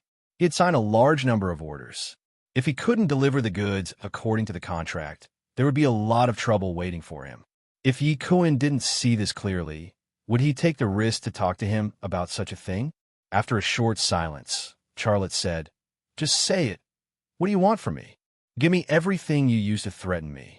Don't leave a word or a picture. What can I get from you?" The production capacity of Hanwoo Weapons Company and all the branches of Hanwoo Weapons Company will produce parts for the Thunder Horse Army factory. So, even if Divine Land Industry Group withdraws, it won't affect your production. No matter how I hear it, it's a threat, not a cooperation. Yi Kuan smiled bitterly. "Chairman Xia, I'm already at the end of my rope. Can you stop joking? Give me those things. After I destroy them, I'll be able to work in peace." After a pause, he added, "To work for you." "Chairman Yi, I think you're joking. You're the boss of a state-owned enterprise. Would you lower yourself to work for me? Besides, I can't afford to hire a big shot like you." Charlotte said, "You're obviously tempted, and you really need an ally like me, but you're still testing me." A trace of anger appeared at the corner of Yi Kuan's mouth. "Charlotte, to be honest, I really hate you," Charlotte said lightly. "I just want to understand the situation." Yi Kuan moved closer to Charlotte and lowered his voice. "I know your ambition. You want to develop Rema Group into China's Lockheed Martin Corporation. It's undeniable that you have the ability, but you can't do it alone. You need someone like me. I can bring you the best technicians in the country and more support from the government. Also, if the opportunity is right, I can even apply to merge Hanwoo Weapons Company into Rema Group without changing its private nature." This time, Charlotte was really tempted. He didn't lack technology, but he lacked talent and support from the government. If every batch of workers had to be trained from the most basic, the time consumption alone would be enough to slow down the development of Rema Group. But if he could merge Hanwoo Weapons Company into Rema Group, he would have all the technicians and skilled workers in Hanwoo Weapons Company. By then, Rema Group's development would be as fast as the wind. Most importantly, this kind of merger would not change the private nature of the company. Yu Shanhe, Mu Jianfeng, and the others racked their brains to chase him out of the military industry. They never thought that there would be such a traitor in their camp. He wanted to sell Hanwoo Weapons Company to him. This was a real-life version of Infernal Affairs. Think about it. If you've made up your mind, come and show your face at the table where Mu Jianfeng and I are sitting. I will refuse to produce parts for you in front of everyone. Pour a glass of wine on me, and we'll consider it a deal." Yi Kuan patted Charlotte's shoulder and left. Charlotte watched Yi Kuan leave, and a smile appeared at the corner of his mouth. He never expected this to happen, but this was the way of survival for people like Yi Kuan. When it was time to sell someone out, he would not be soft-hearted. Even Mu Jianfeng, who had brought him into the world, was no exception. Keeping Yi Kuan for his own use was a little awkward emotionally, but it was undeniable that Yi Kuan was definitely a useful dog. If he used him well, he could bite people, and he could also guard the house. A minute later, Charlotte returned to the restaurant. He walked straight to Yi Kuan and Mu Jianfeng's table. Yi Kuan looked at him, and an almost undetectable smile appeared at the corner of his mouth. "Chairman Mu, Chairman Yi, I thought you wouldn't come," Charlotte said with a smile. "Since you're here, you're guests. Let me give you a toast." Charlotte picked up an empty glass and poured himself a glass of wine. Everyone at the table raised their glasses. Only Mu Jianfeng and Yi Kuan remained seated. They had no intention of drinking with Charlotte. Chairman Yi, what's the meaning of this? Charlotte said unhappily. Charlotte, I'll be honest with you. I'm here to tell you something. Yi Kuan said, I've decided. From today onwards, Hanwoo Weapons Company will no longer produce parts for Rema Group. Charlotte said coldly. Yi Kuan, you have to think about the consequences of your actions. I've thought it through. Find someone else to do it for you. I'm not doing it anymore. What can you do to me? Yi Kuan stood up. Charlotte suddenly raised his hand, and a glass of wine in his hand splashed onto Yi Kuan's face. Yi Kuan waved his hand, wanting to hit Charlotte, but Mu Jianfeng stood up and grabbed his hand. Ah Kuan, don't be rash. Mu Jianfeng said. Charlotte, you wait. Yi Kuan shook off Mu Jianfeng's hand and stormed off. Charlotte said coldly. Yi Kuan, you better think it through. Yi Kuan didn't even turn his head. Mu Jianfeng sighed. He looked at Charlotte and shook his head. Young man, you're too rash. Is it really okay for you to do this? I can't drink anymore. Let's not date anymore. Charlotte thought to himself, I think you're pretending. Yi Kuan is your student, but you old fox definitely don't know that the first person your student will betray is you. Mu Jianfeng also left with a smile on his face. Everyone at the table looked at Xia, Lei in dismay. Charlotte suddenly smiled. It's fine. Let's drink. Everyone at the table raised their glasses again. Who didn't want to give face to Charlotte now? Charlotte returned to his seat. What happened? Sherborne asked. Charlotte said, nothing much. Just a small conflict. Sigh. I can't care about what happened between you two, and I don't want to care. Sherborne suddenly changed the topic. Come, accompany me to have a drink with your dad. Charlotte shifted his gaze to the table next to him. Tang Yuyin and Xia Changhe were chatting happily. Tang Yuyin also shifted her gaze over. She winked at Charlotte. Her appearance was extremely charming and charming. That look in her eyes was extremely flirtatious. Charlotte avoided her gaze. Come, accompany me, Sherborne urged. Charlotte smiled bitterly. All right. He had to face what he had to face. There were some people and things that he couldn't escape even if he wanted to.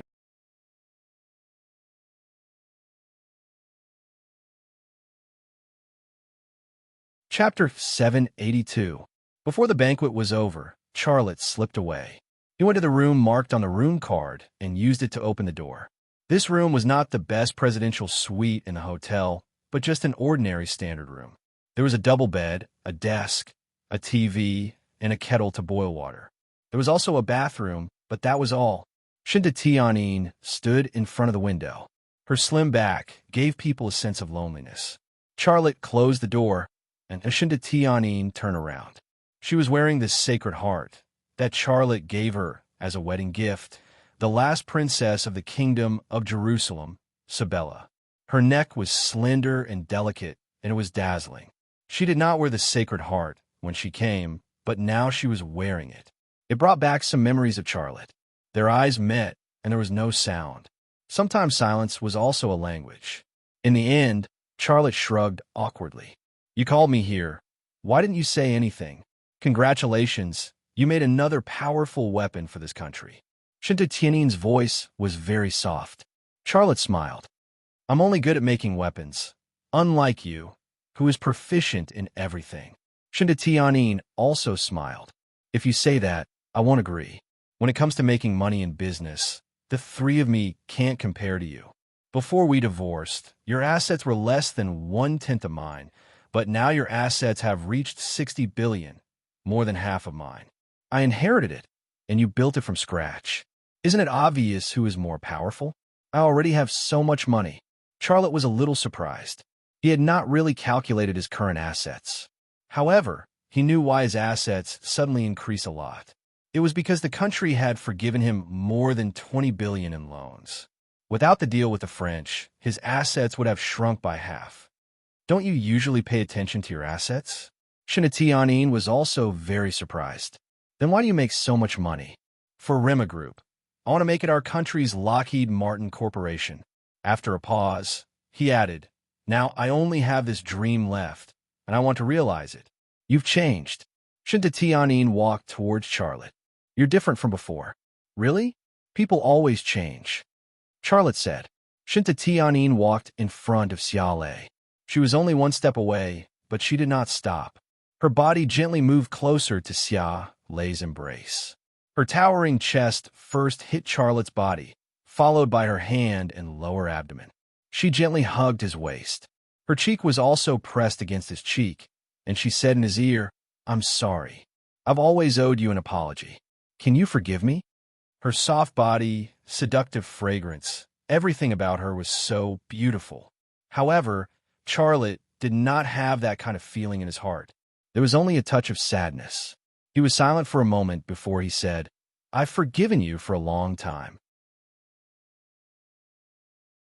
Shinta Tianyin looked at Charlotte with a tender look in her eyes. Are you willing to give me a chance? Charlotte was slightly stunned. What do you want? Shinta Tianyin hesitated for a moment, then plucked up her courage and said, Let's get married again. Huh? Charlotte's reaction was very big. I've thought about it for a long time. After divorcing you, I haven't been happy a day. Every day when I go home, I want to see you at home. I can't sleep without you in my bed. Let's get married again. I'm serious. You still have me in your heart. I can see it in your eyes. Why do we have to suffer like this? I've thought it through now. I don't actually need a career. What I want is you. Let's get married again. Her eyes were full of hope. Charlotte shook his head gently. Why? Shinta Tianyin's eyes suddenly became misty. Is it because of Tang Yuyan? Charlotte smiled bitterly. No, it's because I don't want to marry any woman again. Shinta Tianyin was stunned. I've experienced 2 failed relationships with Liang Xiao and with you. I don't want to go through it a 3rd time. Do you think I'll hurt you a 3rd time? Her tears were about to flow, and her heart was filled with regret. No, I believe you won't hurt me a 3rd time. Then why? Didn't you just say that I've changed? Let me tell you then. I've indeed changed. I've become bad. Me and my 2 chief engineers, Sylvia and Anina from Germany, I have that kind of relationship with them. Most of the time, the 3 of us will sleep in the same bed. Shinta Tianyin's hand silently dropped from Charlotte's waist, and her tears also flowed out.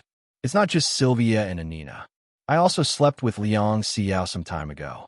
When I was in France, I also slept with Colonel Jacqueline Eva of the French General Directorate of State Security and my Hattori, the chief assistant of the CEO of Lockheed Martin Corporation, Ms. Forson. In addition, I also slept with... Don't say any more. Shinta Tianyin suddenly lost control of her emotions, and her tears flowed more quickly. I'm sorry, I've become bad. A hint of bitterness appeared on the corner of Charlotte's mouth. I'm no longer worthy of you. You don't have to carry any psychological burden anymore. I did that for you willingly, and I've never resented you. Although we're divorced, I don't think we can still be good friends. Good friends? You want to be good friends with me? Shinta Tianyin choked with sobs. Are you telling me all this to be good friends with me? I don't want to lie to you, Charlotte said. You can lie to me. Shinta Tianyin roared at Charlotte. Why don't you lie to me? I'm sorry. Charlotte sighed and turned to leave. Shinta Tianyin grabbed the sacred heart on her neck. At that moment, she seemed to want to pull it off and throw it at Charlotte. But when she grabbed it, she stopped. It was a wedding gift from Charlotte. It represented a beautiful memory. How could she be willing to return it to Charlotte? Charlotte left the room. The moment the door closed, he felt as if a heavy stone had been lifted from his heart, and his whole body relaxed. This was the first time he told a woman how bad he was. After taking this step, he felt that he was one step closer to the life he wanted. The world is so big, and I have so many confidants. Why should I get married? I want to live freely without shackles. When he returned to the hotel restaurant, the banquet had just ended. Where did you go? Tang Yuyan came over. Charlotte smiled. I went to see Shinta Tianyin. The corners of Tang Yuyan's mouth curled up. Why won't she give up? She wants to remarry me. Tang Yuyan suddenly became nervous. What did you say? I said I don't want to get married again. I also told her that I'm dating several women, Charlotte said. These words were also said to Tang Yuyan. Tang Yuyan suddenly laughed. Don't try to scare me with this. I'm not Shinta Tianyin. I don't care. If you have the guts, go to Japan and make a movie. I'll support you." Charlotte was speechless. Tang Yuyin had long known that Charlotte had that kind of relationship with Long Bing and Jiang Rui. Given her status and capabilities, how could she not know about Charlotte's relationship with those two German women? Yet, she still came. Her attitude was one of "I don't care how bad you are." A woman who lived in a rain of bullets and a woman who sat in an office plotting strategies would definitely have a different outlook on life. After leaving the hotel, Tang Yuyin and Xia Changhe chatted for a few minutes before leaving in a car. Xia Changhe got into Charlotte's car, and Charlotte drove in the direction of White's tag. "Dad, how was your trip to the Tang Manor?" Charlotte asked tentatively. "Kid, just ask what you want. Why beat around the bush?"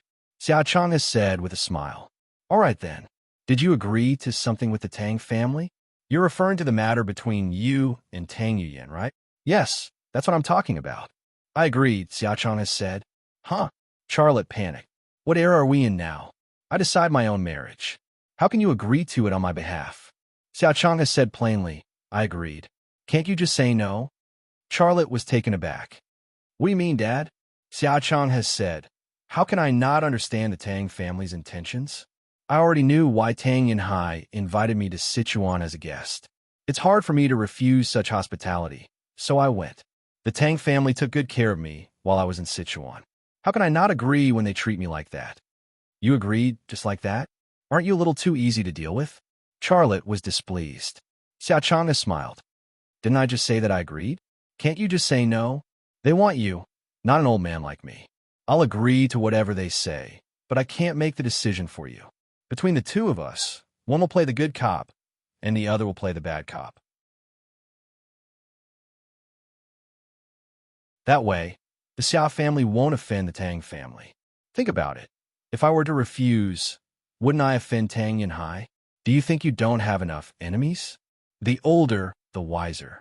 Charlotte gave Xia Changhe a thumbs up. Xia Changhe said, "That's just a small matter. Let's talk business. I heard from Yelena that you met with the Knight's Hospitaller. Tell me about it." Charlotte briefly described the deal with the Knight's Hospitaller, and then said, "That's it.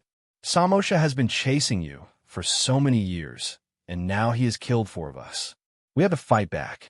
It's not convenient for me to bribe the killers and mercenaries of the Dark World, but it's convenient for the Knight's Hospitaller.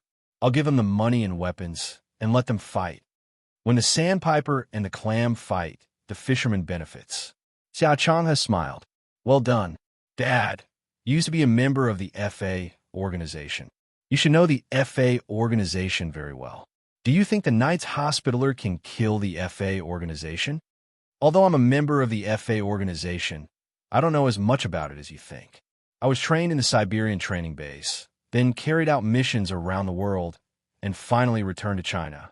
I don't even know where the headquarters of the FA organization is or who's in charge.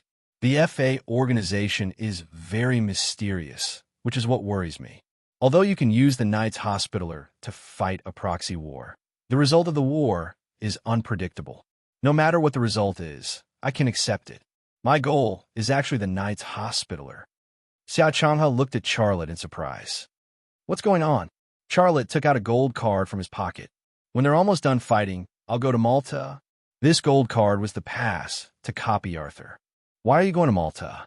"I suspect that the Knight's Hospitaller have a suit of armor, but in my opinion, it's a protective suit. It's the key to cracking the secret of an ancient alloy," Charlotte said. Xia Changhe was silent for a moment. "I'll arrange new helpers for you as soon as possible."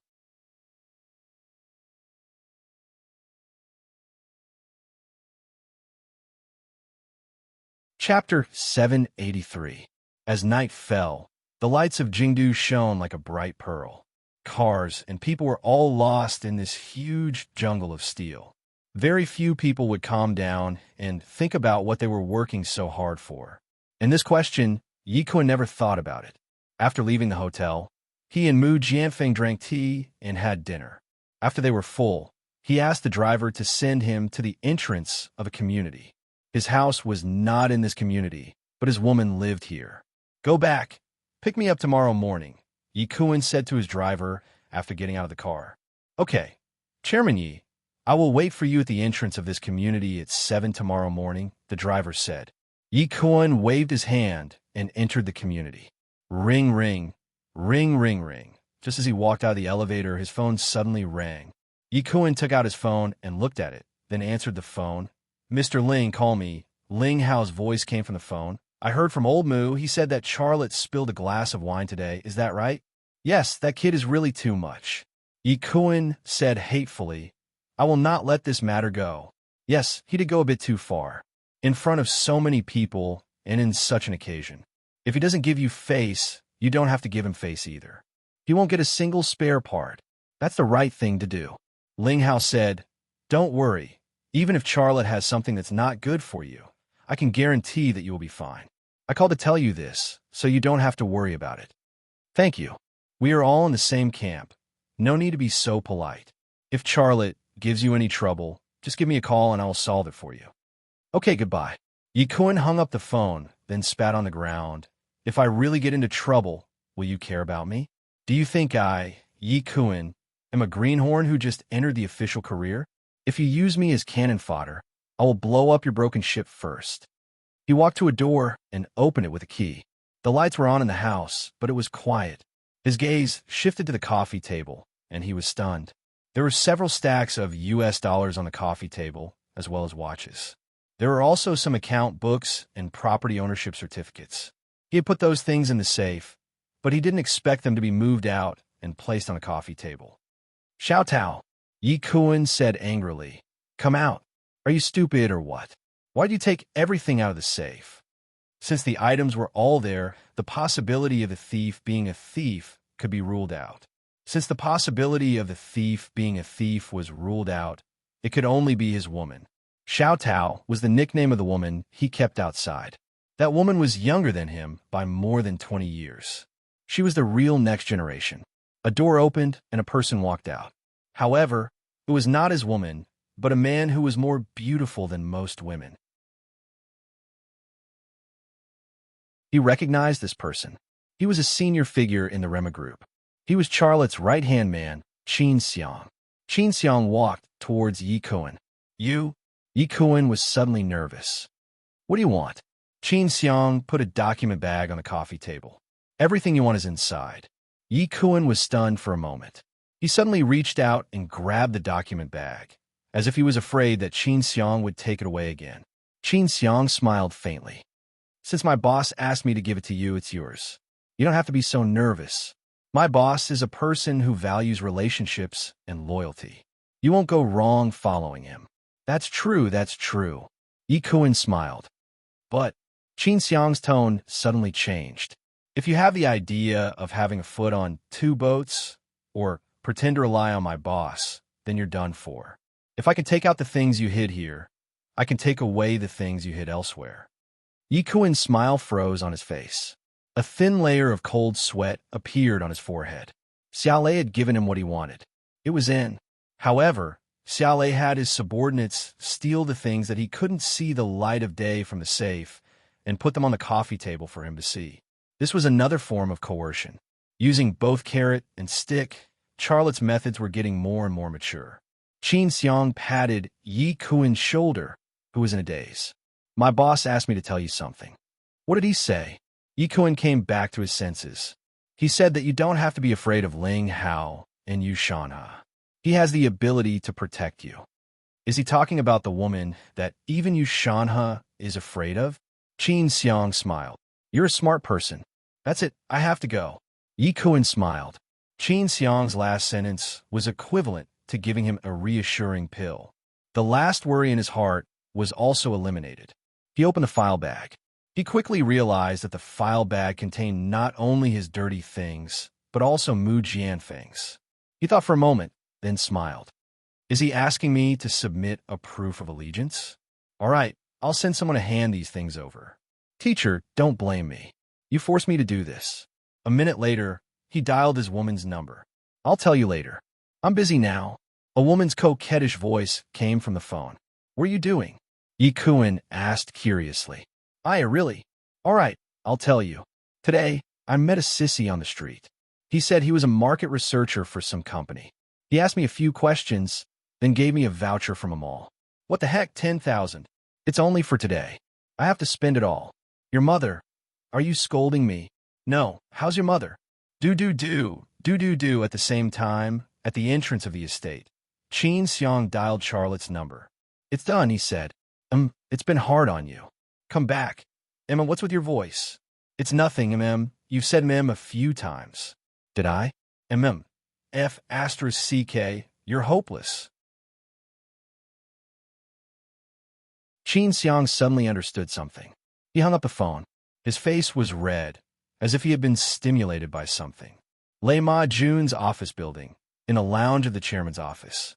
Charlotte placed the phone on the bedside table, then looked down at Fan Fan, who was squatting on the floor. His nostrils couldn't help but let out a hum. There's no problem with what I told you, right? Xiao Lei suddenly spoke. There's no problem. Is it you, Shanha? Fan Fan raised her head. Do you have to talk about something else at this time? Charlotte shrugged. Yi Kuan is at his wit's end. I'm helping him at this time. I don't expect him to be grateful to me, but if he can help me, it'll be very beneficial to the development of Rema Group. Such a big matter. I won't be in the mood if I don't ask about it.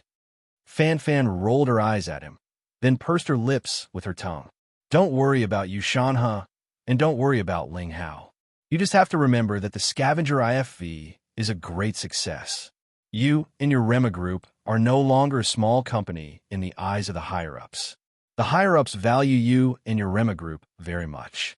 Yi Kuan bringing Hanwu Weapons Company to support you is definitely a good thing in the eyes of the higher-ups.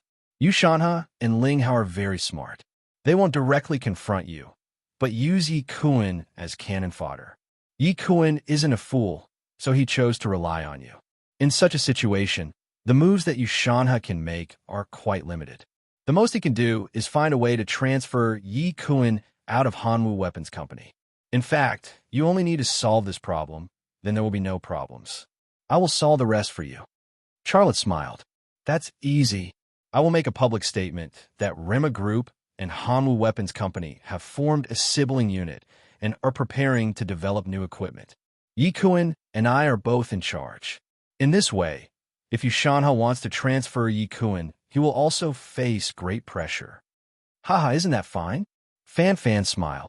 Actually, with the development of Rema Group, there will be more people standing in your camp in the future. Yi Kuan is the first, but definitely not the last. Believe me, your future will be smoother and smoother. The opponent headed by Yushanha was his last obstacle in the country.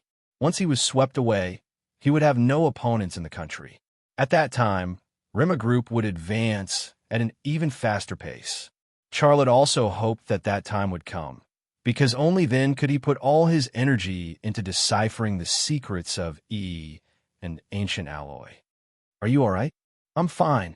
Charlotte carried her by the waist and walked to the bedside. The woman in his arms was trembling. She was still so sensitive because of her special constitution. She could develop an antidote for his perverted tadpole, but she could not develop a medicine to treat her sensitive constitution. Perhaps she had never wanted to cure her. Why would she want to cure such an illness? To her, Charlotte was the best medicine in the world. Now, she was undergoing an in-depth treatment. What's wrong? I forgot to use the antidote. Charlotte froze for a moment. He had also forgotten to use the antidote. Perfect, it was fine. I'll use it later. Charlotte secretly said in his heart, I'll use it later too. By the way, have you been working on the X secret gold project recently? Yes. I've already discovered something. Really? What is it? Tell me quickly. Yes. Do you really want to talk about such things at this time? I want all of them. Okay, then I'll tell you. I've discovered a new arrangement of carbon atoms. Give me some time, and I'll be able to develop a new alloy material. I reckon it will lead our country's material science to a new level. Oh my God. As soon as I go work tomorrow, I will write this good news into a report and submit it. Yes.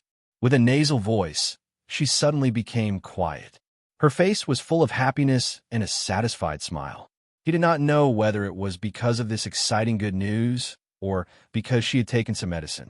Charlotte's heart was calm.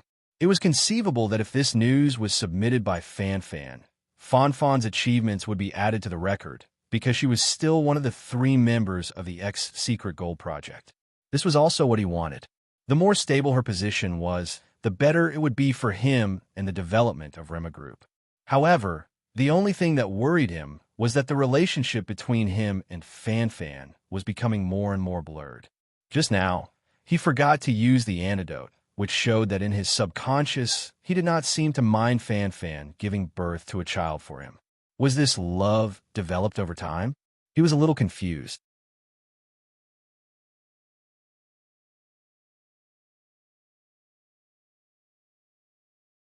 Chapter 784. 2 days later. Yi Kuan is really cunning, Qin Xiang said with a smile. He asked a distant fellow in charge of the branch company to submit a report. This matter can't be traced back to him. Also, he asked workers to process parts for us at night. During the day, they process their own parts, and the quantity is very small. Charlotte smiled. If he wasn't cunning enough, he wouldn't be sitting in his position today. People like him have their own rules. We don't have to care about him, as long as he is on our side. Based on the current situation, he is indeed on our side, but you still have to be careful of people like him. If he can betray Mu Jianfeng, he can betray you. He can betray people as easily as flipping a book. Don't worry, I won't give him that chance. Before he betrays me, I'll betray him first. Hee, you remind me of saying. Charlotte looked at her. What saying? Qin Xiang pursed her lips and smiled. When the righteous is 1 foot high, the devil is 10 feet high. In my eyes, you're the worst guy. Charlotte, don't tell me you really have feelings for Fanfan? Was the yes on the phone the last time she said something to you? Go to hell. Is this something you should worry about? Charlotte was embarrassed to death. You're giving love freely now, but you're not getting married, right? I've seen through you. You're so bad, beauty killer. Get lost, I don't want to see you. Oh, I'm a beauty. Don't you know how to appreciate it? Qin Xiang twisted her waist. Look at my small waist, does it look good? Several black lines appeared on Charlotte's forehead. He was already shocked by Qin Xiang, but he couldn't possibly drive her out, right? Fortunately, Qin Kaiwa walked in at this time. Chairman Xia, there are a few people who want to see you. Qin Saiyue's voice was very gentle. A few people? Who are they? Charlotte was puzzled. Qin Kaiwa stepped aside, revealing 4 identical faces at the door. They were the female knights of the hospital knights, Giovanna and Stella from the Gray family, and Rosa and Teresa from the Russo family. 4 blonde girls, 2 pairs of twins, dressed in black suits with short skirts. They were tall, had long legs, and were curvaceous, just like in a movie about uniforms. Giovanna was also carrying a laptop bag in her hand, looking like an elite in the workplace. But it didn't feel that way. People couldn't help but guess that it wasn't a computer in her computer bag, but a woman's underwear or some kind of toy. You guys go do what you need to do, Charlotte said. Qin Xiang and Qin Kaiwa left the office. Why are you looking for me? After Arthur left, Charlotte left the 4 female knights in the Peace residence. He usually avoided them, but he didn't expect them to find him here. Is it safe here?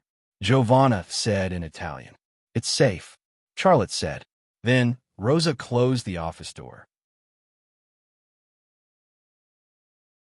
Giovanna carried the laptop bag to Charlotte's desk, opened it, and placed an Apple MacBook in front of Charlotte. Then, she woke up the screen. The camera on the top of the screen lit up, and the screen also showed a notification of a video connection with the communication software. She tapped on the enter key, and Arthur's face appeared on the screen. Charlotte also saw his own image in a small window, and Giovanna was standing behind him. Mr. Xia, Arthur spoke. We have received your gift. It's very good. The gift he was talking about was the weapons produced by Rema Group, the XL 2500 sniper rifle, the Gale assault rifle, and the Hellhound cannon. Charlotte was also very generous, enough to equip a reinforced company. This kind of equipment was enough to fight a hard battle with an army of 500 or 600 people. In order to kill the FA organization, he also spent a lot of money. That's good. When will you start? Charlotte said. We start a long time ago. After we reached an agreement, Arthur said. Other than expressing my gratitude, I'm contacting you this time to give you some information. Charlotte's heart moved. What information? The woman you want to kill is still in Siberia, which is a training camp of the FA organization. Our people, as well as the people who received our money, have already left for Siberia. There will be a battle, and we will kill the people in the training camp. If you want to catch her alive, I will ask our people to try their best, but if they can't, please understand. Well, no one can say for sure on the battlefield. I can understand, but if you kill her, remember to take a video for me. I want to see it with my own eyes, Charlotte said. No problem. I can definitely do it. Where's the headquarters of the FA organization? Sorry, we haven't found it yet. Our believers are all over the world. Don't worry, as long as the headquarters of the FA organization is on this earth, we can find it. That's good. I'll wait for your good news, Charlotte said. Did Giovanna and the others cause you any trouble? Charlotte smiled. No, they are very good. He suddenly reached out and pulled Teresa, who was standing beside him, into his arms.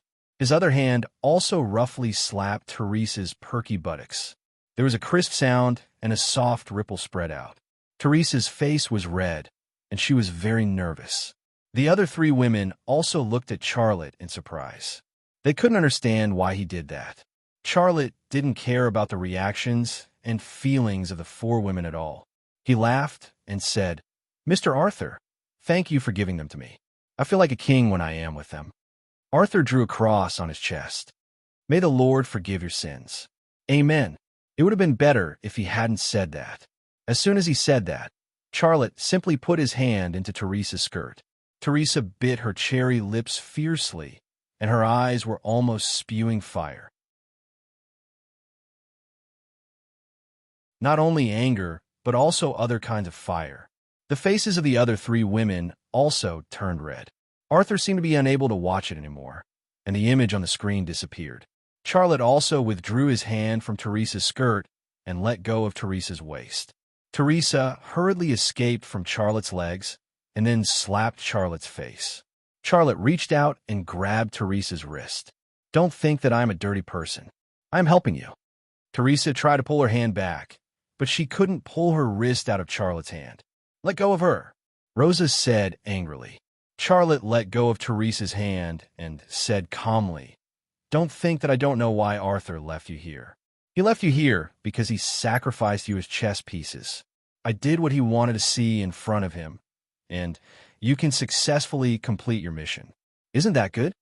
The Gray sisters and the Russo sisters were stunned. They hated Charlotte's barbaric and dirty actions just now, but when they calmed down and thought about it, what Charlotte said was the truth. It made sense. All right, I have helped you complete your mission. Don't bother me in the future. Charlotte waved his hand. All of you can leave. Teresa said angrily, Umph, your soul is filthy. You will. Teresa. Giovanna interrupted Teresa's words. She knew that Teresa wanted to say you will go to hell, but she couldn't let Teresa anger Charlotte. Let's go. I don't want to stay in the same room with him. Rosa grabbed Teresa's hand. Saleh smiled. He put a finger in front of his nostrils and sniffed it gently. Then he said, Miss Teresa, is there no water in my bathroom? What do you mean? Teresa turned around and glared at Charlotte. Charlotte said, It smells like salted fish. Go to hell. Teresa wanted to pounce on Charlotte and tear him apart, but she was held back by the other three women. Charlotte shrugged. Only you are allowed to scold me. Can't I say something honest? Aren't you women too overbearing? The four women left the office. Teresa, how can you be so impulsive? Our mission is to get close to him. He just gave you a chance. Why did you scold him? Giovanna said somewhat reproachfully. He was so rude, and he said such hurtful words. I really couldn't help it. Teresa had her reasons. He was indeed very despicable, but Rosa sighed.